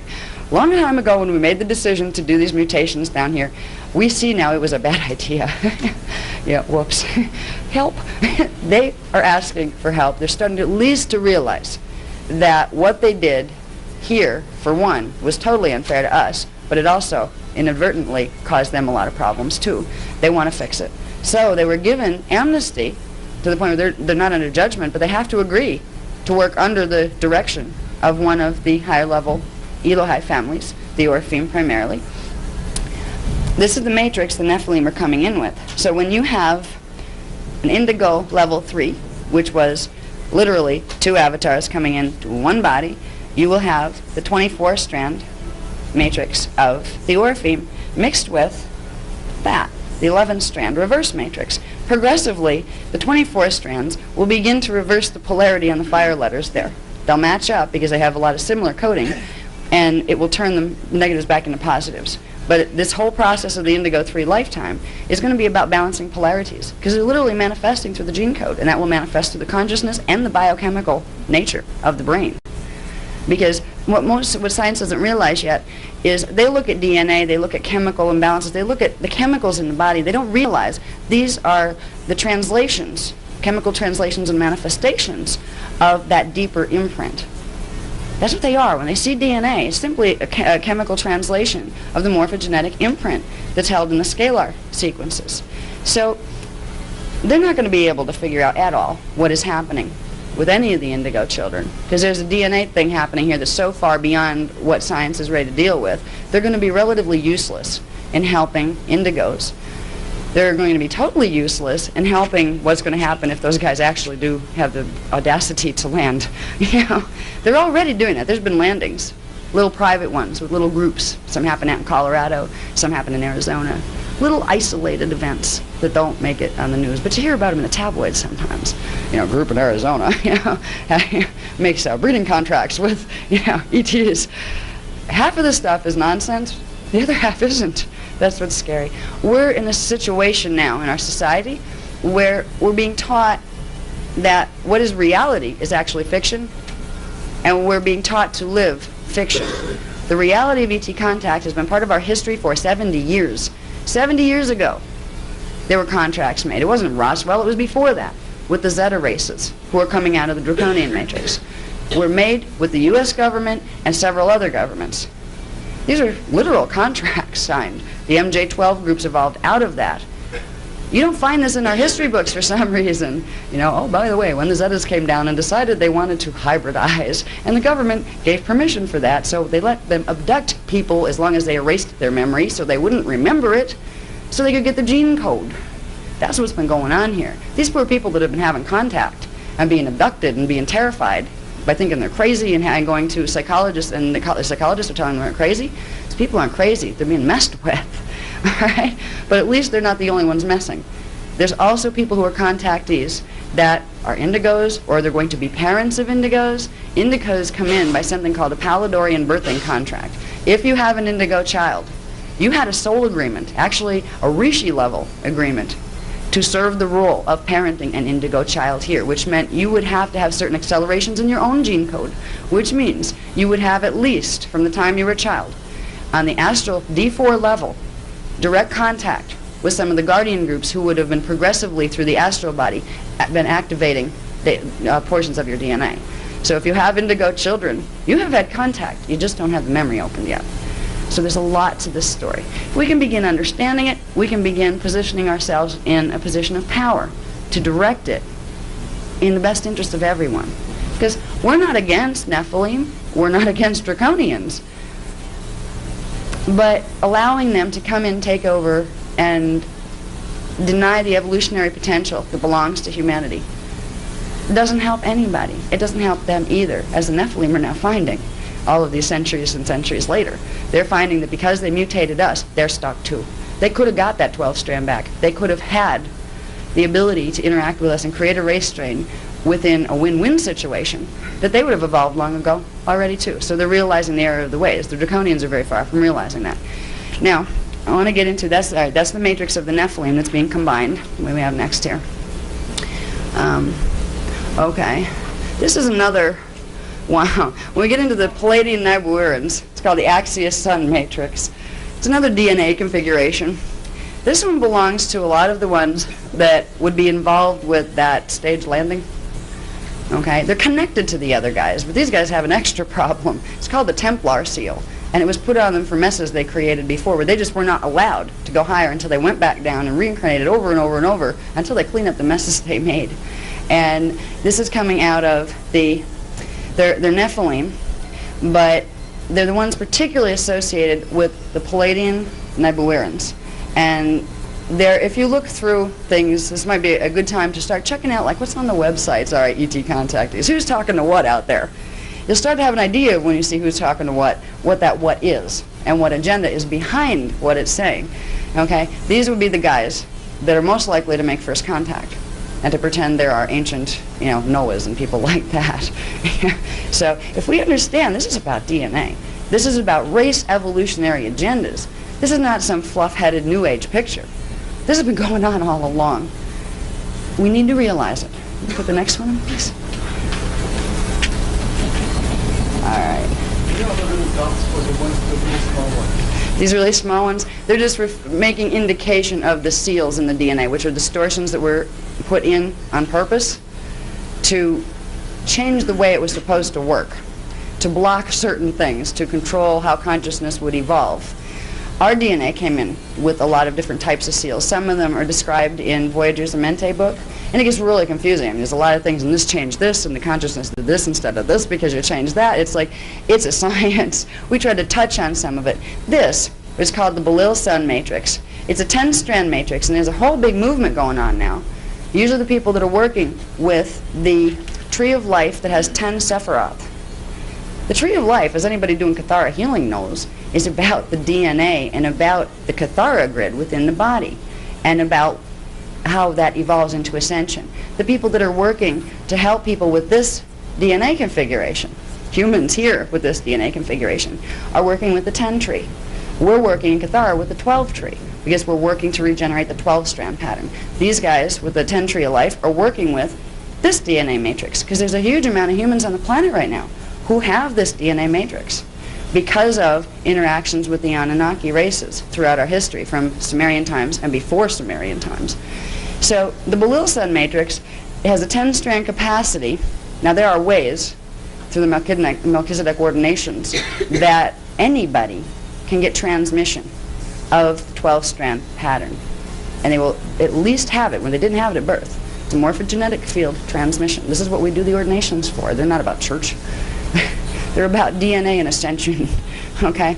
But the matrices involved with this are not being taught that that's an option, which again, Council feels is not fair.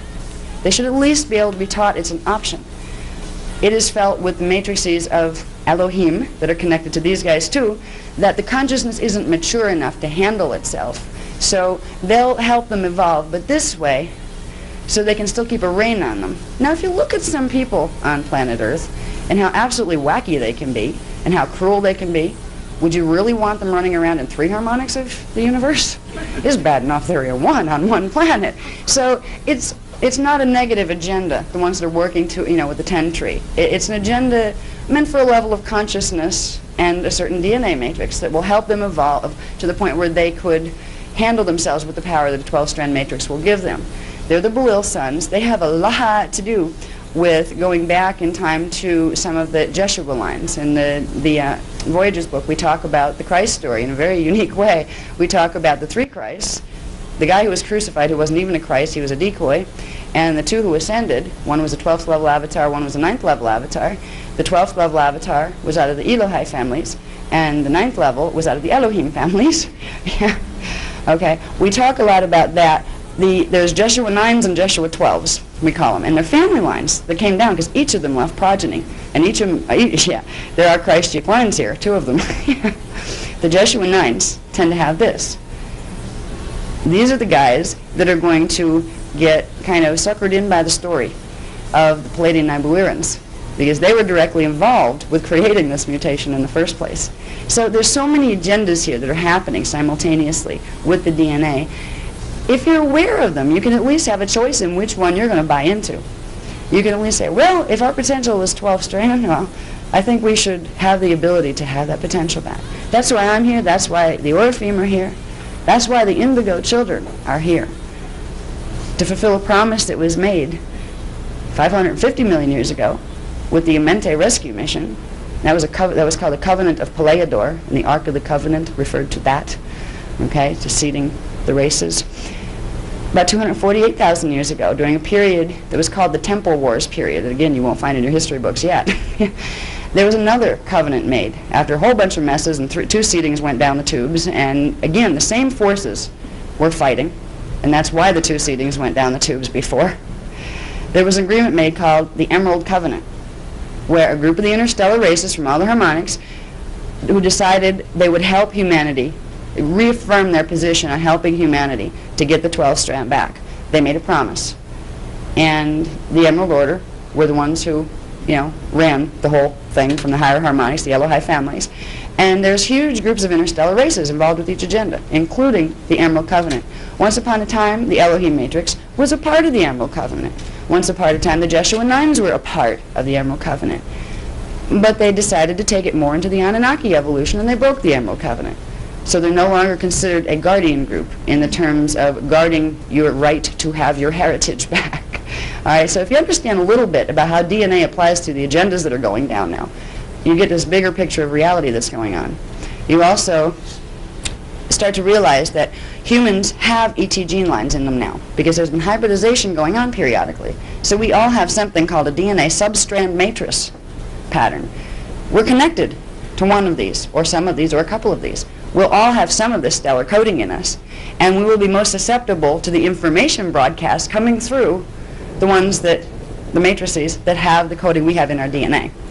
That's why the fact that you guys are in this room would probably imply you have the Elohai coding, because this is an Elohai transmission pattern, and you were drawn in and guided to be here by that frequency. There are the people, and there's a huge amount of them, they're going to be drawn into the Elohim matrix that have the Anunnaki distortions in the DNA. They're not being told about the other option available to them, and that's what's not fair. And guardian races are not going to intervene and wage war over it. It'll just destroy the planet if they did that. But they are trying to make the option known, where if you do happen to have, you know, from the J9 strains, if you happen to have Nephilim in your gene code, this is okay. It means the ascension process happens a little differently, and there's things that have to be done, but you can fix this. You don't have to go through another 2,000, 2 million years of evolution under somebody else's control to do it. So it's really just being aware. How much do you want to know? We feel that you throw it out there, and who wants to know will come. So we're doing that. All right, can we flip? Thanks. Do I need that one? All right, and the final one I was talking about, the draconian DNA matrix, it's called the Black Sun 10-strand reverse. They have 10-strand capacity, can pull in 10 dimensions of consciousness, cannot transmute form from one harmonic to another. But some of them, because they've crossed with some of the higher strains of the Elohai in various periods, can shapeshift to some degree. So you have dragons running around in human form. If you start seeing this is a phenomenon. I've had a number of people independently from all over different parts of the United States tell this one researcher who I know, who's like a researcher of UFO phenomena, I think I'm losing my mind because this person that I've known all my life, I was looking at them one time, they turned around and they turned into a lizard. They literally stood there and they were not a person anymore. They were a lizard, and then they turned back again, and I think I'm going crazy. They're not going crazy. Not all human bodies have humans in them right now. And that's going to be a rude awakening. That doesn't mean you hate some people and love others. That means you got to realize we have a really multifaceted problem here. Yeah. If you start to see weird stuff, like reptile faces popping out, even in etheric vision, where you just start to see reptiles inside certain people, you're identifying, your inner senses are picking up on this DNA matrix, the reptilian DNA matrix. They're most susceptible to being manipulated by the higher levels of the dark avatars. They can be fixed too, but their matrix doesn't tell them that. They're just taught, they're given belief programs of blind subservience. Just follow this doctrine, you know. They don't teach them anything about their energy fields. They keep them dumb, so they can use them here. But they're still human. Everybody here on this planet, this is the redeeming factor, came out of the Adami imprint originally, which was the Turaneusiam, which was the Oraphim, which was the Emerald Order, okay? We all still have a seed of that left, even if you have a black sun matrix. It may take a while to reverse something like this, but it can be done. If you know the option exists. Those people that have, human beings right now walking around with us, who have some portion of this or even all of this, there are literal race lines among us that have this DNA configuration. They don't know it. And it's a good thing it's not common knowledge, because everybody would be really trying to kill each other, pointing fingers at each other. You have a black sun matrix. Yeah, it's not about that. Black sun matrices, Balil matrices, all these DNA matrices can be fixed and restored. All it comes down to is understanding fire letter sequences and what fire letter sequences need to be repaired and reordered. When you're working with the Elohai councils, they know the mechanics of that. They have the programs, the original ones. And that's what they're bringing back here. That's what the indigos coming here are about. They're resetting in the grids, in the earth grids, in the race morphogenetic field, the original pattern of that first seed race in harmonic 4, and then in harmonic 3, the Anahazi, that everything else came out of. They're resetting that pattern here. So no matter what mess you have in the gene code at this point, you can plug in to the ascension codes and start getting your coding back, your flashline sequences back. That's the highest agenda working on the planet. Okay, we can go past that. All right, I think we showed that one before, yeah. That is the imprint, the 24th strand, and it's like 24 to 30 strand capacity of the Oraphim. That's not the Emerald Order Oraphim, that's the Oraphim. That would represent the matrix of indigo number 2. Type 2 indigos are incarnating ancient souls. They're not incarnating from here. Usually when you die here, you go up to about D4 frequency, reincarnate back down from D4. These guys are incarnating from the 24th to the 30th frequencies of consciousness. And they have to go through a whole interesting process to do that, to downstep into a body pattern down here. So type 2 indigos will have this DNA matrix. They are here on world service missions, and they are also here to help reset and hit critical mass of the right flashline sequences within the race morphogenetic field for the DNA, because if there's enough of them and there's a strong enough concentration of the right sequence patterns, it will flip over a lot of the mutations in the race morphogenetic field for the DNA. We're all connected through our morphogenetic fields, the scalar patterns. We're all part of the Earth's morph field, and we're all a part of the universal morph field. But when we bring it down to us as an individual, is connected to a collective, a family, is connected to a race, is connected to the planet. So they're coming in. Indigo 2s are coming in to give back the 12-strand pattern here by having double that. So every one counts as 2, as if there were 2 to reset that pattern. They're trying to hit critical mass. So the potential of 12-strand is given back to this race before the other guys get a chance to hijack it again. All right, and then we'll get to level 3s now. All right, that is the Emerald Sun, 48-strand DNA matrix. And they're really beautiful. Like, you know, like when you start to realize these are frequencies of consciousness, it's like filling out the frequencies. And when you see little scrawny suns, you realize you have limited consciousness. And when you have something that looks like that, you have 48 levels of consciousness, focused and aware. These beings have the potential to be awesome, But they can't come in with all of that activated, or they'd totally blow up a fetal pattern. It's a process getting into a fetal body. With the Emerald Order Oraphim, which are the ones that were the original Elohai, they're literal incarnations of the Elohai, not just avatars, but ascended masters levels. They come in from their non-manifest states in the ultra-terrestrial level, come down into the meta-terrestrial level, and progressively work their way down into where they can incarnate here, in pieces, because you can't fit it all in a human body, it would blow it up. This is the potential they have. Now, the human imprint down here can't hold more than 12 dimensions of consciousness. With a matrix like this, or even the 24 pattern, they can open up to the avatar level, full 12-strand activation, and then they can access the rest of their consciousness. They can't fully embody it and focus it here, but they can move their consciousness up and pull information. They can read the whole 15-dimensional matrix and up to the Katic level. So they can pull very pure information. Now, these are the level 1 indigos. They come in usually not even so much just to help critical mass in the DNA for the 12-strand. They're coming in on planetary grid work projects. And very often their whole life is just about that. You know, they just kind of disassociate from other things. They're not as sociable as the type 2s. And they're not, the type 1 and 2 are not as rambunctious as type 3s, that have the polarity issues to deal with more. When they come in, they have the ability to awaken to be ascended masters. That doesn't mean they will.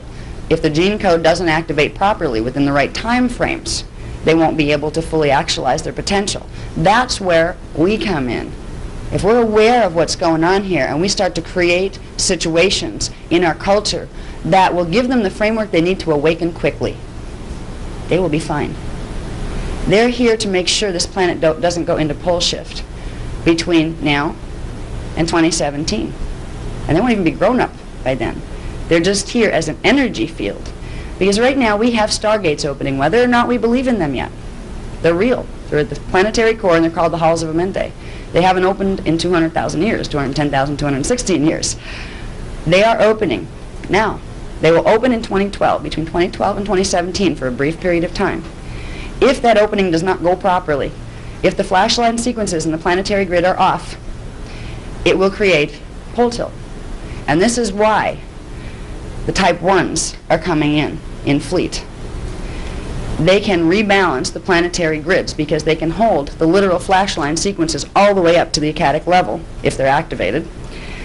They can reset that into the planetary grids to correct any planetary grid blockages that would create pole shift. When we do our trips to Egypt and Peru and these kind of things, this is what it's about. Unfortunately, I'm not going on vacation. I would love to. We're going there to run the frequency of these codes back into the planetary grid to make sure that as the vortice is open, which they are doing now, the 7 seals that they talked about in the Bible, seal 4 opens on 5/5/2000, May 5th. That's at Giza. We just recoded that manually because if we didn't, that would have begun the pole shift. There's a lot of channel groups that are talking about, yes, in 2003 the pole shift starts. That's when it would have started. All right. Correction. We recoded that one. Next is Peru. So what we're doing is the mission of the Emerald Order. It's very intense information. It's not baby level at all. We weren't supposed to have this information here for another 2,000 years. But the planet wasn't going to make it to that point. So this was the crash course, tell them as much as they can handle to get this grid work done. And they'll be okay. And that's what's being done. That's why I'm out here giving information. There's going to be more people like me talking about this as they start their awakening cycles.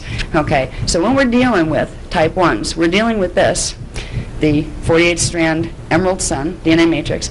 And what's interesting about this matrix is to have that level of consciousness incarnate into a fetal pattern, it has to be done in 2 pieces. It has to be done through a walk-in process. And this is another thing that you go to a psychologist and again they think you're a split personality or you're nuts or whatever. You're not. A walk-in is a literal process where one soul starts the fetal pattern, does fetal integration, raises the body to a certain level, and then they have soul agreements that, okay, I'm done with what I needed to learn here, and this one didn't want to have to go into a body or couldn't go into a body until a certain age. They switch. They literally switch. One goes into ascension, pulls its fire letter sequences out while the other puts theirs in. And it recodes the body. It's very precise. It's very tight wiring issues, and it's orchestrated from higher levels.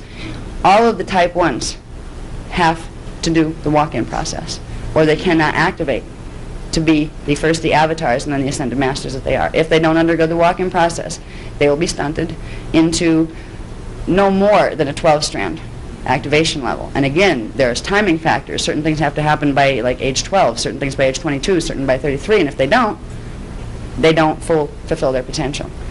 These are a group of children here that are here, and a group of adults too, that to finish what they intended by coming, they're going to have a whole different school system. They're going to have classes that teach them about their biofield, teach them about find who you are. You're somebody else, find it. You know, you're not just you when you look in the mirror. There's more to you. Find you. They need this assistance so they don't get in the brainwashing program that we're taught in public schools here. Or they will never be able to reach this potential, which means they won't get the grid work done. Which means this race may not have to worry about it after 2017. It's not baby games anymore. It's not a fear thing either. As long as we can accommodate what the Indigos are here to do, it'll work out fine. We're scheduled to win this round. 200,000 years ago, the last time the stargates opened, we lost. It went into pole tilt then. And when things balanced again, the negative sides took over. Well, the negative ones and the middle grounds, and they've been fighting here ever since.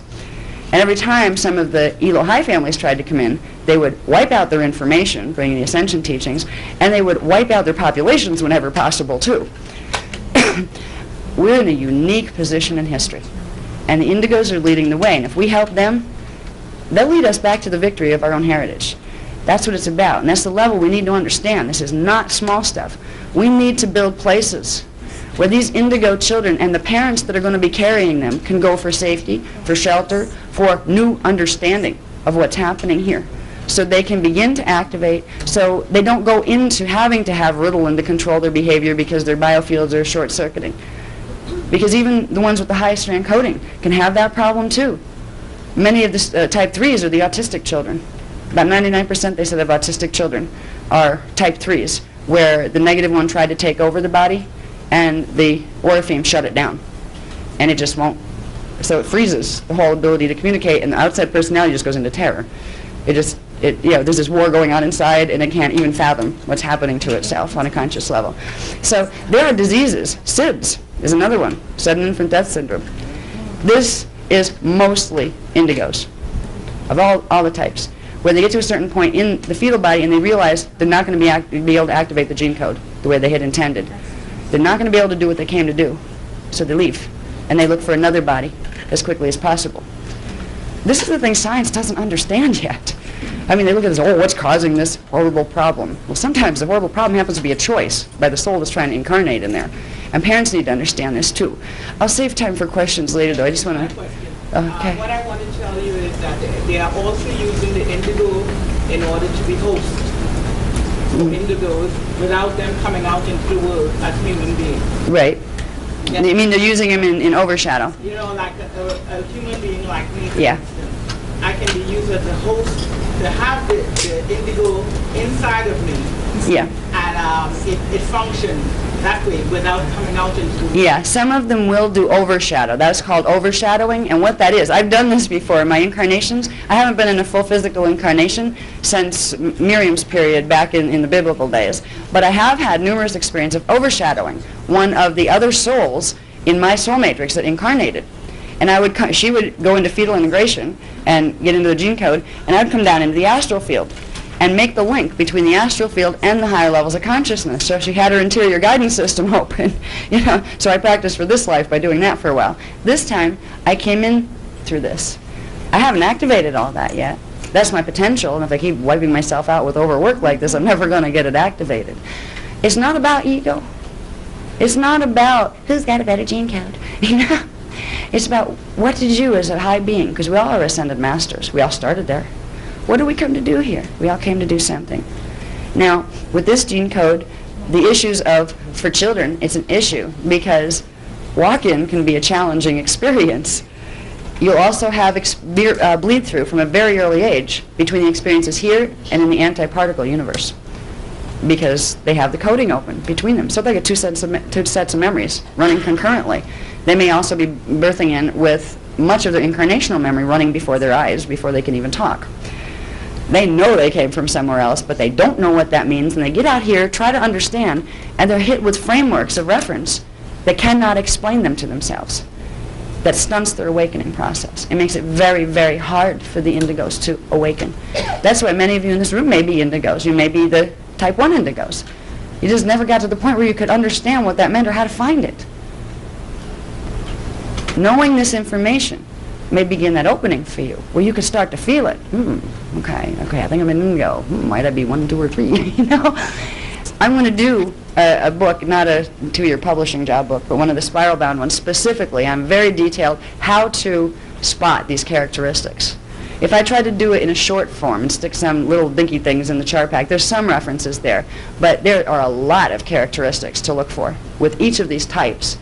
I'm going to do a book. It's probably going to be for mail order for anybody who wants it within the next couple of months, that specifically how to handle the indigo situation. If you think you are one, if you know one, what to do for indigos in general, you know, what the kids that are spotted with different disorders. There are certain physical disorders that are very characteristic. Like these kind come in, often asthma. They come in with asthma as a baby. Oftentimes they come in as jaundiced infants with the yellowing of the skin, the liver's not functioning properly. Often they have spleen problems. There's all sorts of different things. The bodies here, or the body patterns here that they get, that fetal imprint from the parents' imprint, is not quite ready to handle that level of frequency. So there are adjustment issues that come in with all of them. I'm going to do a detailed rather than just try to throw it at you, oh, you know, this, and this, and you can spot one. It's not that easy. But once you see how the characteristics fall, you will be able to start walking around and you'll see these children. And that's when you're empowered to help them. They're all good. The ones even with the Nephilim. They have the real challenge because they don't get to activate all of their strand capacity. They're just here to have the capacity to reverse the negative Nephilim matrix. So they don't get the glory of being able to turn into 12th level avatars and, like, you know, go through portals. They're not going to reach that this life, and they're not supposed to, and that's okay. Some of them may die early. Some of them may get into drug abuse to numb themselves from the internal conflict. They need a lot of help and support, love, and nurturing is what they need. It's not even going to help them to understand this stuff. It's way over their heads. They're going to be too trapped in the surface conflicts. So you'd handle them one way. Then there's the other two who need to wake up as fast as possible because they came here to be avatars and ascended masters. Not to say, I'm an ascended master and walk around with their nose in the air. They came here to say, excuse me, I got to go do planetary grid work. Sorry, you know, can't go to the football game right now. You know what I mean? We really need to create an awareness where we can accommodate these children. There's 155,000 of them coming in between now and 2017. They're just the infants. There's a bunch of them here already. And they're not awakening yet because they don't have a framework to awaken in. So if we can begin to create those frameworks for them, they will begin to awaken, which will help them do the grid work they need to do as far as these guys go. So hopefully we won't be like a handful of people trying to make sure the planetary grids don't go into reversal. Yeah, there's strength in numbers.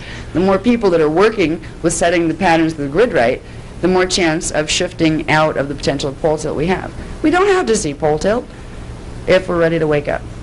All right. Now, okay, a couple quick points I want to make with the incarnational heritage is, you know, we're in, most of the people on the planet, I will say instead of we in this room, are of the Aryan root race cycle. They have the 3rd and 4th DNA strand activation job. Okay.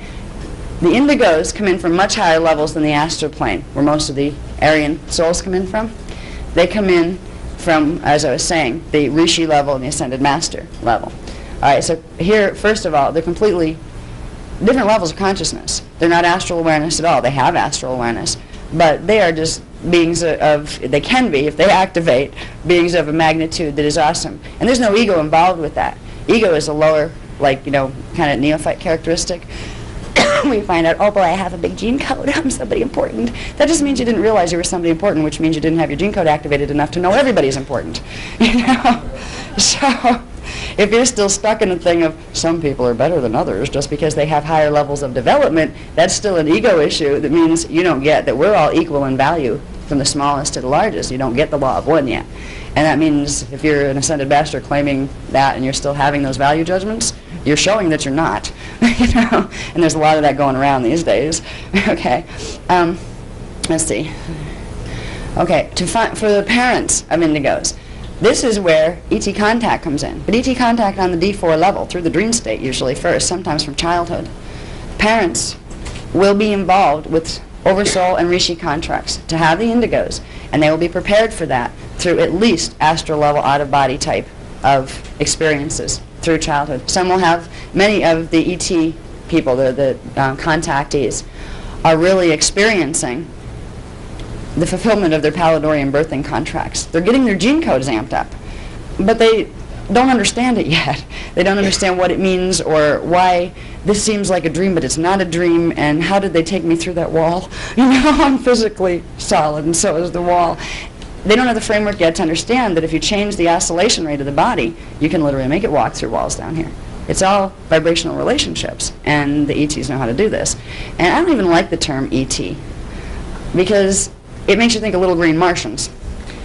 And I don't particularly like the term angel, because it makes you think of big things with wings that are much more important than you are, that you have to bow down in subservience to. Both of those terms are misleading. Both of those terms set you up for manipulation. If you look at them both as visitors from other worlds and higher levels of evolution, frequency-wise, it brings them all down into perspective. You know, forget the spaceships, laser guns, and feathery wings. Let's get down to who are these people. Okay? We need to stop looking at ourselves as little, lowly, sinful humans and these big, wonderful angels, half of whom are on the dark side. The other half are okay. There are winged beings out there. But they're winged because they're of an extraterrestrial strain that happens to have wings. You know? Like nobody ever seems to make the connection between angels' wings. Why do angels have wings? Because God gave them wings. Well, yeah. How? Genetically. How? Through a race of beings that has wings as their genetic imprint. They are not of this planet, therefore they are ET.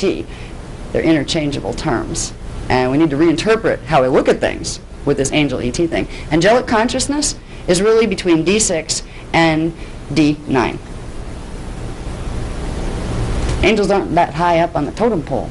You have the ability to bring in D6, D9 consciousness if you activate your gene code. If you get the 12 the pattern, transmit it back into your field, and progressively work to activate it in the Kundalini, you can be angels embodied, because you all have a level of angelic consciousness. So we're learning to reperceive the whole structure. You know, forget bound down to things with wings just because they have wings and they claim to be from God. We're from God too, you know?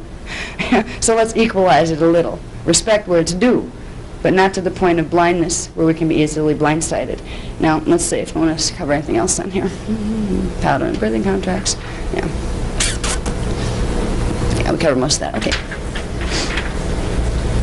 All right, this is the visual difference between the contemporary human DNA and the small Oraphim 24 strand indigo type 2 DNA. That's not even the type 1s that have the 48 strand capacity.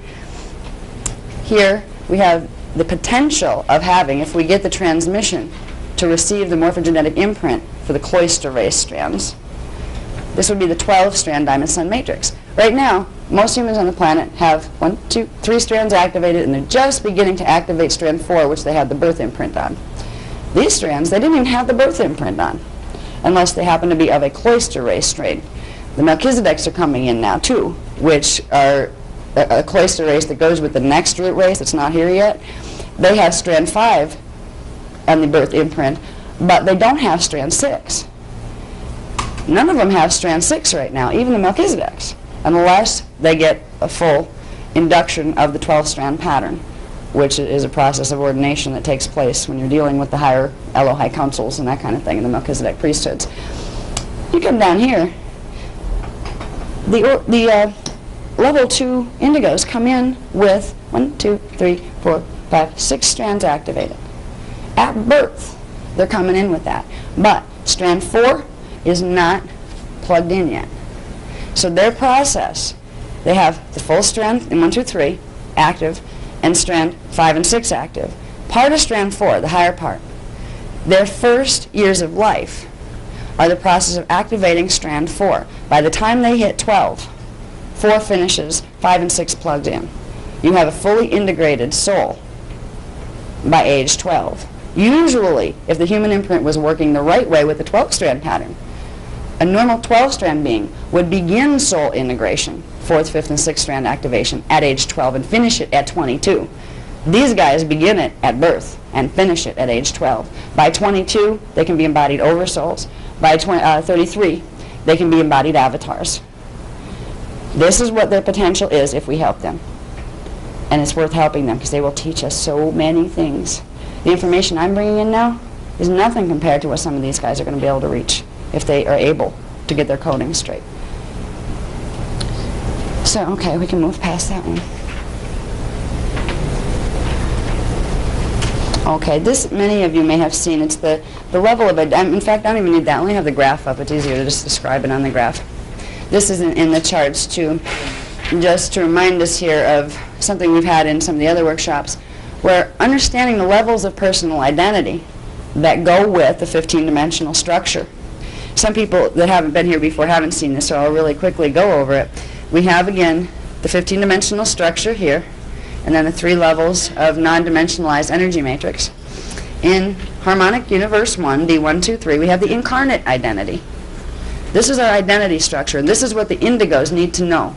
They need to be raised with a model that shows them where their parts fit so they can begin to very aggressively activate their parts. And as long as they know the parts are there, they don't get lost in confusion. So in harmonic 1, we have our incarnate self. In harmonic 2, dimensions 4, 5, and 6, we have our soul, or our soul matrix. There's a tangible structure to the soul, which is the name of the tape program I have back there that begins Kundalini activation. It is made out of scalar waves, just like everything else. And there's no difference between the stuff your leg is made out of and the stuff your soul is made out of. This is your identity that they forgot to tell you about in health class, okay? This will help you to become who you were supposed to be, who you wanted to be when you came here. And this is a model that will help the indigos become who they intended to be by awakening. This is the awakening model. It will teach you, if you work with it, and the mechanics that go with it, how to activate your DNA, go into soul integration, which is bringing this level of identity into your incarnate body. Then there's the oversoul in harmonic 3, D7, 8, and 9. After you integrate this, then you would bring in this level of identity. And remember, these are frequencies of consciousness, scalar waves, flash line sequences. You're bringing them into the body, into the DNA. You're expanding your consciousness into those levels. You have the avatar level in harmonic 4. This is where you finish your 12-strand pattern. This is the capacity right here of harmonic 1, 2, 3, 4 of the 12-strand diamond sun DNA matrix. You come out here to the Rishi identity, which takes you back out of pre-matter liquid light and really into just wave form. You're back to pure scalar form. You're not, it's not as dimensionalized as the stuff down here. There's still dimensions, but they're changing that form already, where you're not even in pre-matter. This is the capacity of the double diamond sun 24th strand of the Oraphim, Indigo 2. They would be able to, when fully activated, embody all of this, like the 12th strand can do, embody all of this of the antiparticle double as well, which the 12th strand embodies some of it. There's like, this would get into levels of analysis of the morphogenetic field of universal structure that I don't have time to do right now, where you have sets of 15-dimensional matrices and parts of consciousness stationed in each of them. I won't even go there right now. But this is the capacity to become a rishi, of integrating all of that to become an avatar, all of the double version of that avatar to become a rishi, which would look like a sun.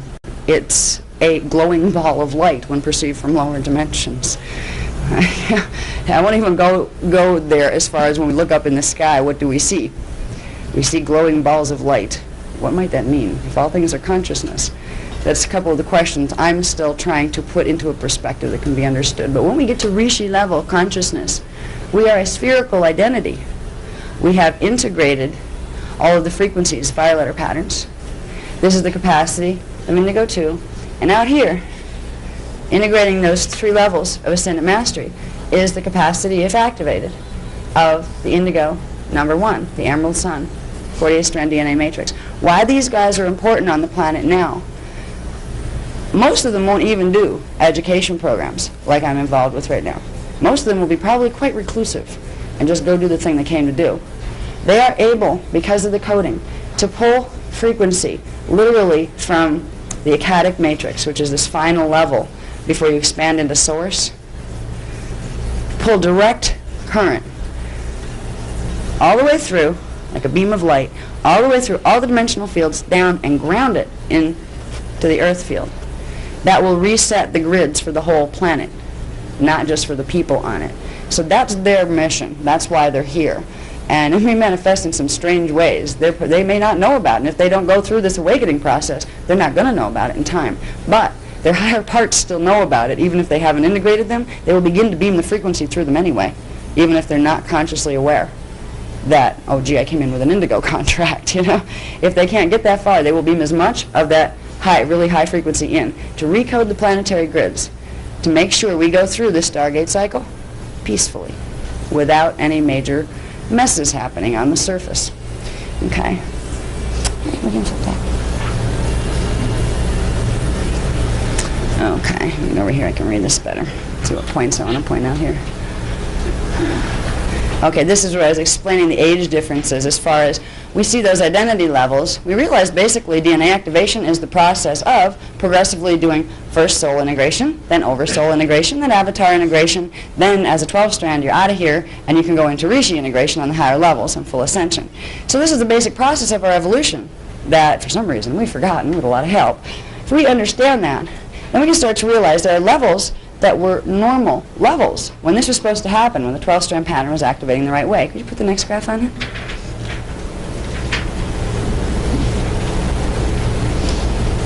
Okay.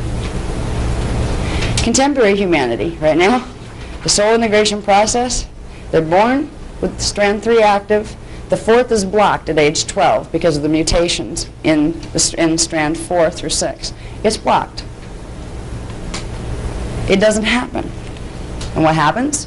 We remain 3-dimensional consciousness. We remain trapped, phase-locked into 3D. And what this does is back up the metabolic rate, it backs up the biochemical hormones and all of that, and turns the body into something it wasn't meant to be, and it starts to self-consume. It starts to degenerate itself at the age of 12. It sets in motion the death hormones that begin the process of eroding the cellular structure. That was not how the original pattern was intended to work.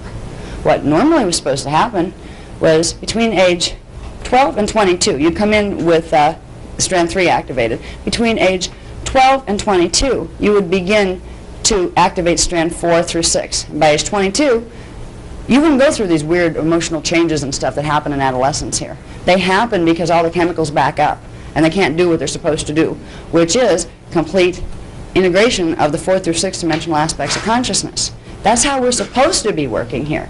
So by 22, we're supposed to be able to be fully embodied souls, have 6-dimensional instead of 3-dimensional consciousness.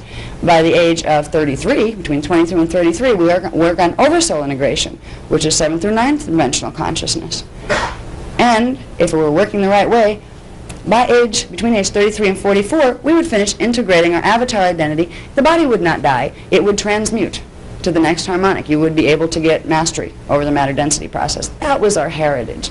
That's what we're trying here with the Emerald Covenant to give back to humanity. And that's what the other ones are trying to not get you back. Because if you get back to that point and you realize, wow, look what happened here. Look what they did to this race. We might not be real happy about it. And that's some of the reason why some of the ones that are still repressing, trying to repress us here, they don't want to contend with what they might unleash. If we get this back and realize how badly we were treated, because they think in terms of abuse, they're afraid that if we get the power, we may treat them as badly as they treated us. And they know enough about the law of reciprocity to realize that there's probably a good chance for that to happen with some of us. They don't want it to happen. Now, with indigo human hybrids, which they are hybrids, they will have soul integration, the strand 5 and 6 activation at birth, and then 4 activates from birth to age 12. So full soul integration happens by age 12 unless there's genetic blockages. Now, when a soul of any kind integrates into the fetus, that fetal pattern is created by the flashline sequences of mom and dad put together. If there are distortions in those patterns, that fetal pattern has distortion. So the incoming soul, no matter how high it is, will pick up those distorted flashline patterns. This is what's a problem for all of the indigos right now. Even if they have their coding fine, as soon as they hit that fetal pattern for integration, they have distortions occurring. One of the first things they need to do, and this is why, the biggest reason why Cathara healing is being introduced, they need the Maharic recoding process by which the 12th dimensional pattern is reactivated here through the Maharic shield, which is a scalar grid that opens below the feet once you know how to work the Kundalini systems. That will reset and clear out very rapidly any of the distorted flash line patterns, aka DNA mutations, that have been set from the parents. So they can get that out of the way and then get on with their soul integration process. So by age 12, they can hold 6 dimensions of consciousness. Between 12 and 22, they do over soul integration. By age 33, they can ascend. They are masters. They're 12-strand avatars, if they're given the opportunity to understand this structure. Right now, you send these indigo children into contemporary society, peer pressure alone is enough to get them to not want to know. Because once you're teaching this stuff, do you think you can send them to public school? Good luck. If they don't get beat up constantly by the consciousness around them because they're so obviously different, they'll be harassed by the teachers. Plus, they don't handle the authority of the teachers well at all. They know more. They sense that they know more. Don't you tell me. This isn't all right. The authority is an issue for indigos because they have a higher authority, their own connection to source. And they feel it, even if they're not awakened to what it means yet. And if you try to violate that, or if you're in a system that violates that, they're going to push back. They'll act out. They'll avoid. They'll go through a whole set of reaction patterns. Because more than an average human who only has 3 dimensions of consciousness that really doesn't feel the difference. These guys feel the difference. They know in other reality systems it doesn't work this way here. They know when something's out of line. And they will react to that much more than a child who is not an indigo. So literally, there are school systems that are going to be needed to be set up for these children that teach a whole new paradigm.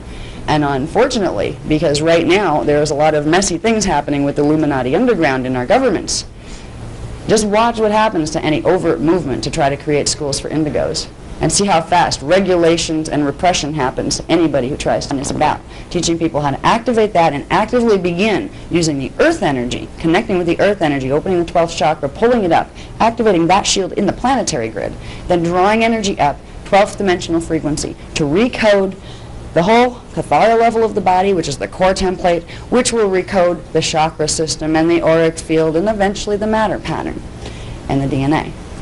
This is the fastest process for recoding DNA. That's why it's being given. It's not just another healing system. It's more than another healing system. This is a system of ascension. But it's also a system that is going to be needed when working with indigos. If you understand the Maharic recoding process, you will know how to help indigo children, how to help indigo infants. You can do this on pregnant mothers before they even come out to help the indigo children harmonize. You can do it on yourselves to begin and activate your own process of protection. Because it will, when you do this and that you create this activation in the shield, it turns into a pillar of 12th dimensional frequency that runs all the way up between your avatar identity through you and down into Earth's core, which means you can't be messed with on the intermediate frequency levels. All those little mind control programs they're trying to run, you'll block them out. You'll be aligned with your higher identity. That's why this level is being given here. There's too much at stake. So for the people who can grab it and run, the knowledge is indigos. We have indigo recessive. That is the type 3 that has 2 avatars in one body, the Nephilim and the Oraphim. That's type 3. That's the most common type. Okay? At least presently. The ones, most of the ones coming in the next, between now and 2017, are going to be type 2 and type 1. And there'll be more type 1 coming in toward 2012. Because right now the planet can't hold too much of that frequency because they bring that, even though it's not plugged into the DNA, they bring in their morph field huge amounts of frequency that if you put too many on the planet, when the planet's at this rate of growth itself, you can actually blow the grids. So these are all contracted. If 3 billion of these Emerald Order wanted to come in all at once, they're not allowed to because they'd fry the system and blow the planet up.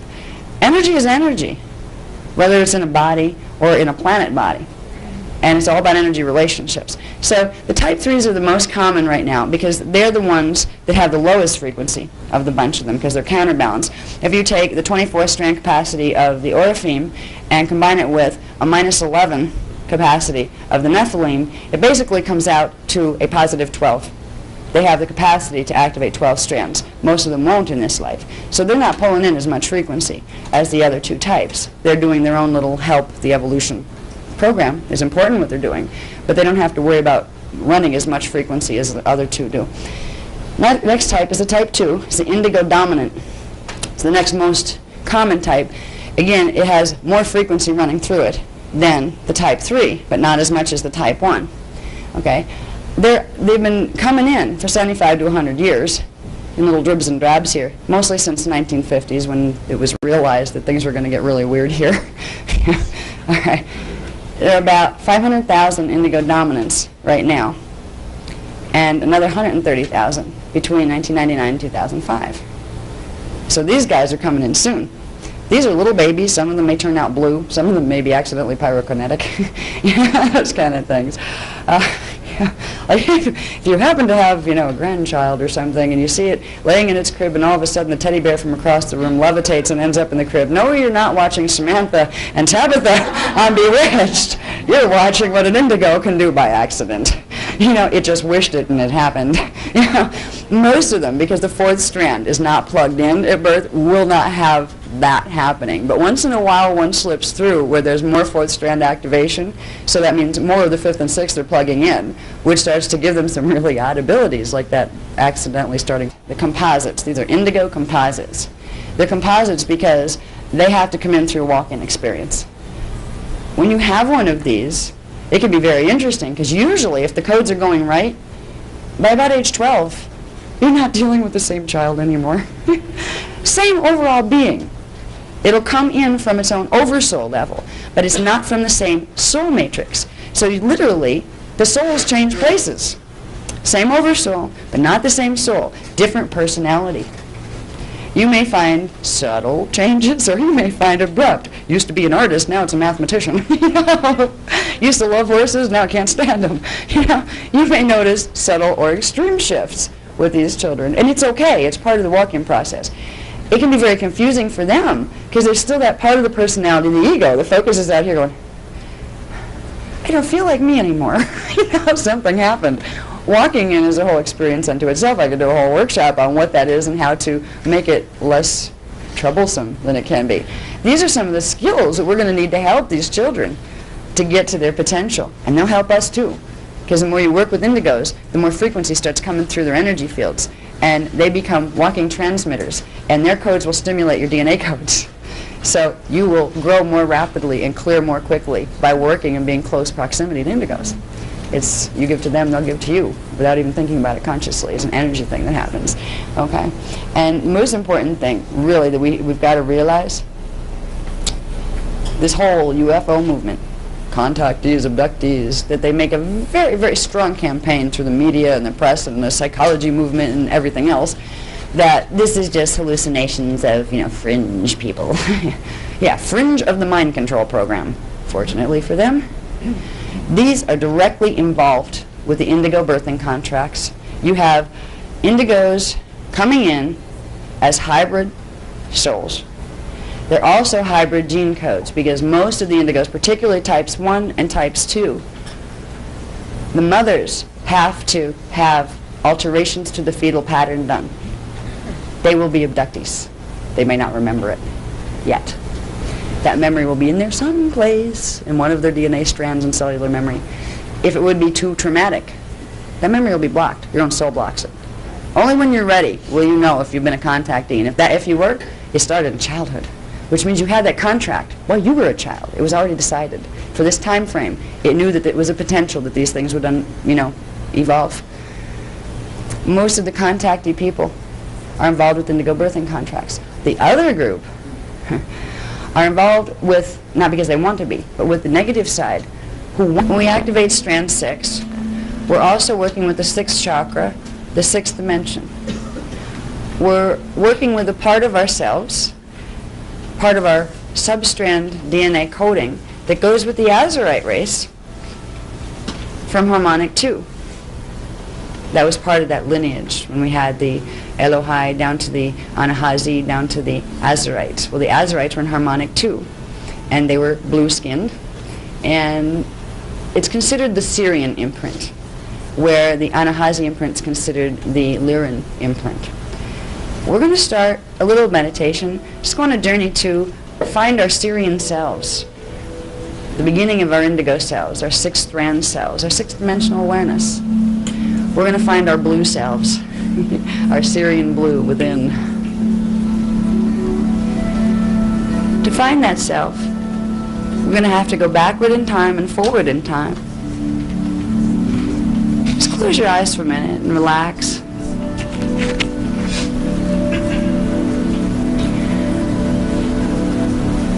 Try to share a memory with me for a moment. Once upon a time, long, long ago, there was a place where there were two suns. A place that looked like Earth, but it had two suns instead of one in the skies. And in the evenings, which happened once about every 6 or 7 days at our scale, there were beautiful purple sunsets. Try to remember or visualize beautiful purple sunsets and two suns. Somewhere, each of you have been there. To get here, you've had to pass through. It is the domain of your Syrian self, your Azurite self, your indigo self,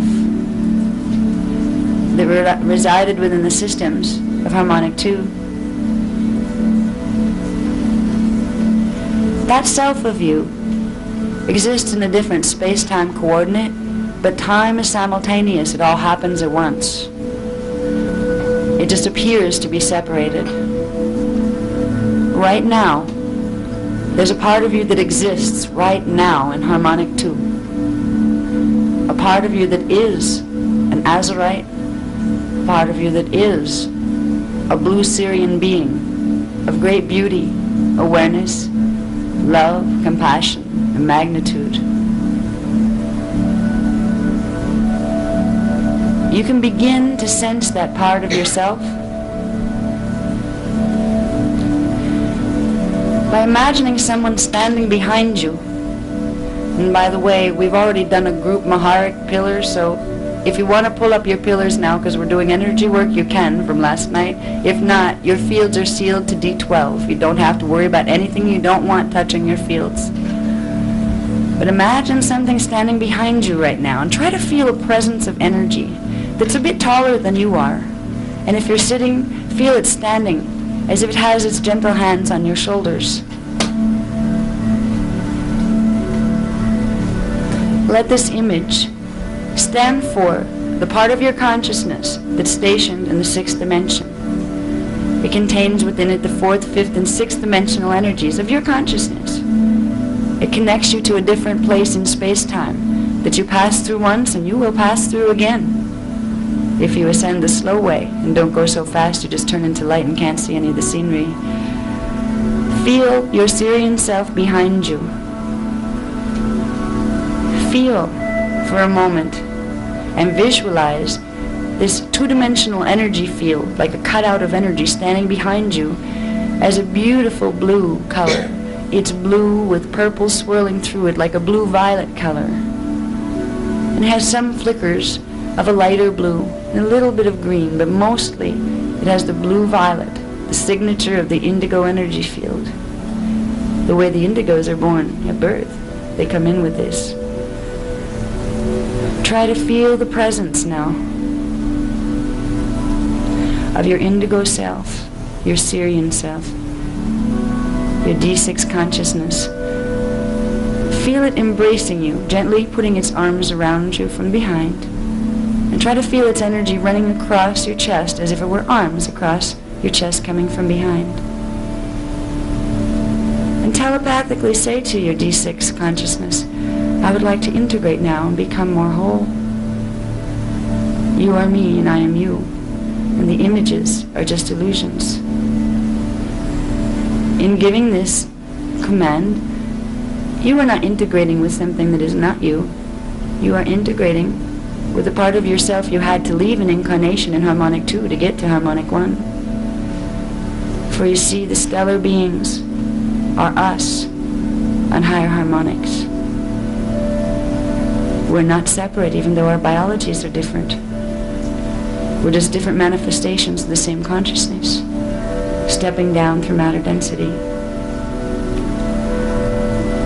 The Syrian self, the Syrian blue in all of us, can begin awakening sixth-dimensional consciousness and expedite soul integration very quickly.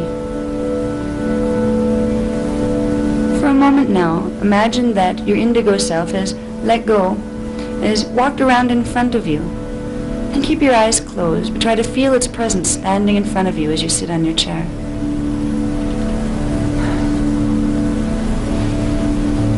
Breathe in for a moment, and then gently exhale your energy and your awareness toward the indigo self standing before you. And try to spread your consciousness out within it. It's you, it's a part of you.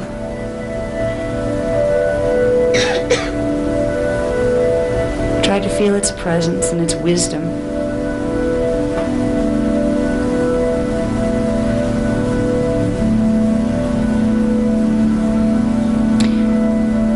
Next, imagine that the indigo self in front of you turns around facing the same direction as you are.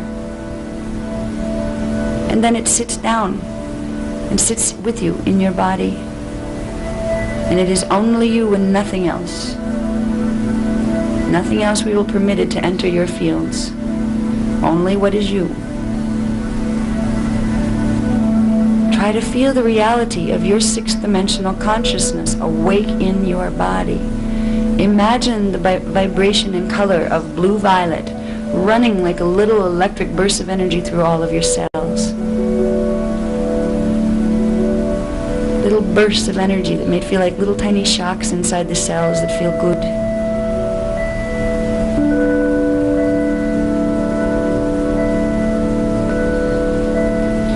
Try to feel the sensation of this part of yourself.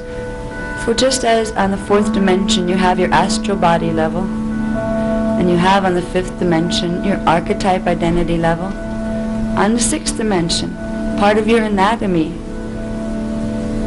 is your Syrian blue level of consciousness, is part of your own anatomy.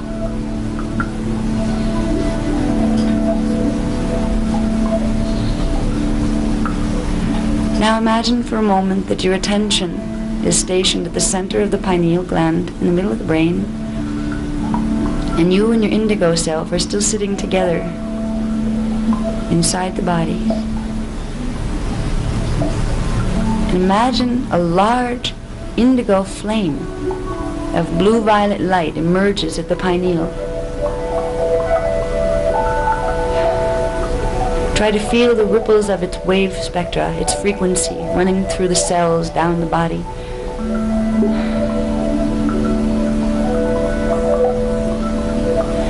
Visualize the cells in the body beginning to take on the blue-violet hue.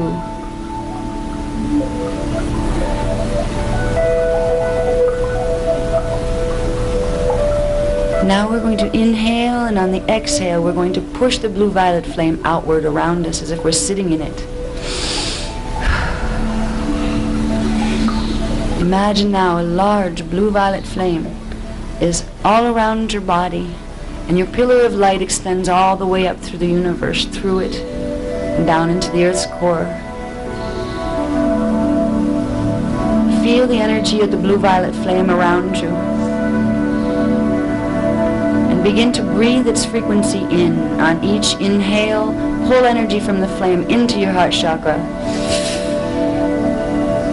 And on each exhale, expand that energy that you pulled in from the flame all through the body. What you are doing is bringing in the sixth-dimensional frequency into your bioenergetic field at the fourth dimensional level. You are expediting activation of strand 4, 5, 6. You are bringing in more of the consciousness of your Syrian blue indigo self. Every breath you take while you stay stationed within the blue-violet flame and expand into the heart chakra and through the body will further bring those frequencies into the astral body, and that will filter down into the mental body at D3, the emotional body at D2, and into the physical body structure at D1 through the DNA. You can use this simple technique of joining with your Syrian self, bringing in the sixth-dimensional consciousness by sitting in the blue-violet flame and breathing it into your heart chakra and expanding it into your body to more and more and more bring in those frequencies. And you may find tears come as great releases happen, for there is much pain stored between your three-dimensional consciousness and your sixth-dimensional consciousness. And as you bring in the healing frequencies of the sixth dimension, you will begin to shake loose those disharmonic patterns and set them back to the patterns of joy, which are the natural heritage of DNA that works properly and flashline sequences that are in order. Your Christed imprint begins with integrating the soul, and as you merge and regain your oneness with your Syrian self, your Syrian substrand DNA imprint, you will begin the completion of the soul integration process. And once that's done, your Lyran self will be next.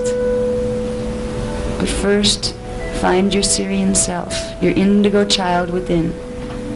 Remember that you have one, for it is that part of you, more than anything else, that will help you to understand how to handle indigo children here and what you can do for them. You will find sixth-dimensional consciousness opening in you, and you will be the ones that can understand precious children born with sixth-dimensional consciousness available to them.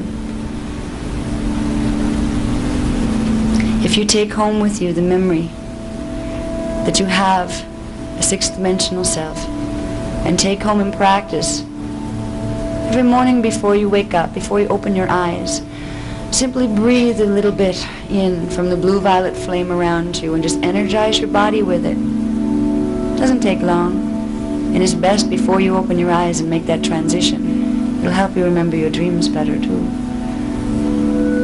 And then at night before you retire, put yourself back into the blue-violet flame like a sleeping bag. Tuck yourself into it. And every breath you take as you go into sleep will pull energy from the blue-violet flame into your cells to help you complete the soul integration process, activating strands 4, 5, and 6 more rapidly. Take this with you, and after 6 months, you may be amazed what you've learned and how you've grown. So we suggest keeping a notebook, tracking some of the things that come to you. Write it down. It's worth remembering. It's worth looking back on and saying, wow, look how my consciousness has grown. Then you will start to understand what the indigo children need. The processes that you will learn that will take you to those spaces are the processes that will awaken them in their highest light. And they will give great rewards in return in their presence here, in all that they will bring and teach.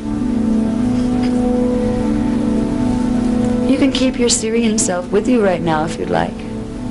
Or you can simply release it and see it go upward as a spark of light and out of the body back to its own station. But if you want it as company, let it stay with you for a while. You can separate it and put it out in your astral field and talk to it as if it's somebody separate, because it's a part of you forgot you had.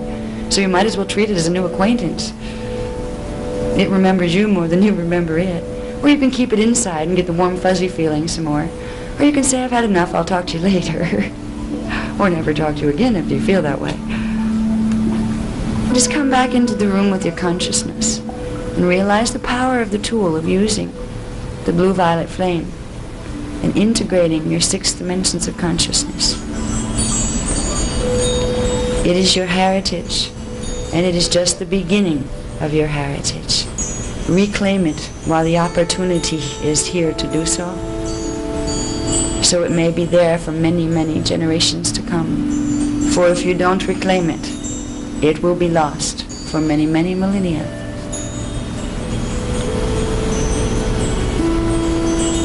Imagine, as we come out of this meditation, a pillar of blue-violet light extending from way down into the Earth's core, spiraling up, up, up, up, upward into the universe, through harmonic 1 and into harmonic 2. And there it connects through Tara, Earth's counterpart there, into a planet called Sirius B from here. This is a portal passage that only indigos and higher can go through.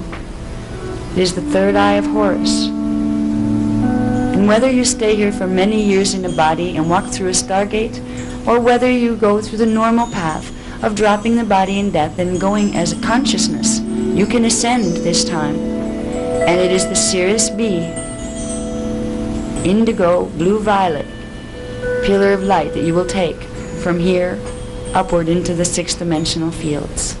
Remember these images and play with them, and they'll call to you because they are your home.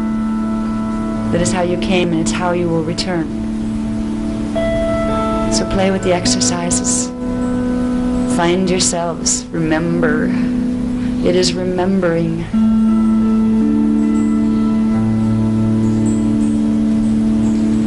There's no overwhelm here at the 6th dimensional state of consciousness. Feel the peace now in the room. No overwhelm. No, oh, look at all that information. Your Syrian self understands about the indigos, about the history. It knows all that stuff already. So it doesn't have to react to overkill of knowing too much too fast. If you feel overwhelmed in these days and weeks and years to come, bring your Syrian self into your body, because it will harmonize that, and you'll go into, oh, of course, I understand, and you'll relax the emotional body.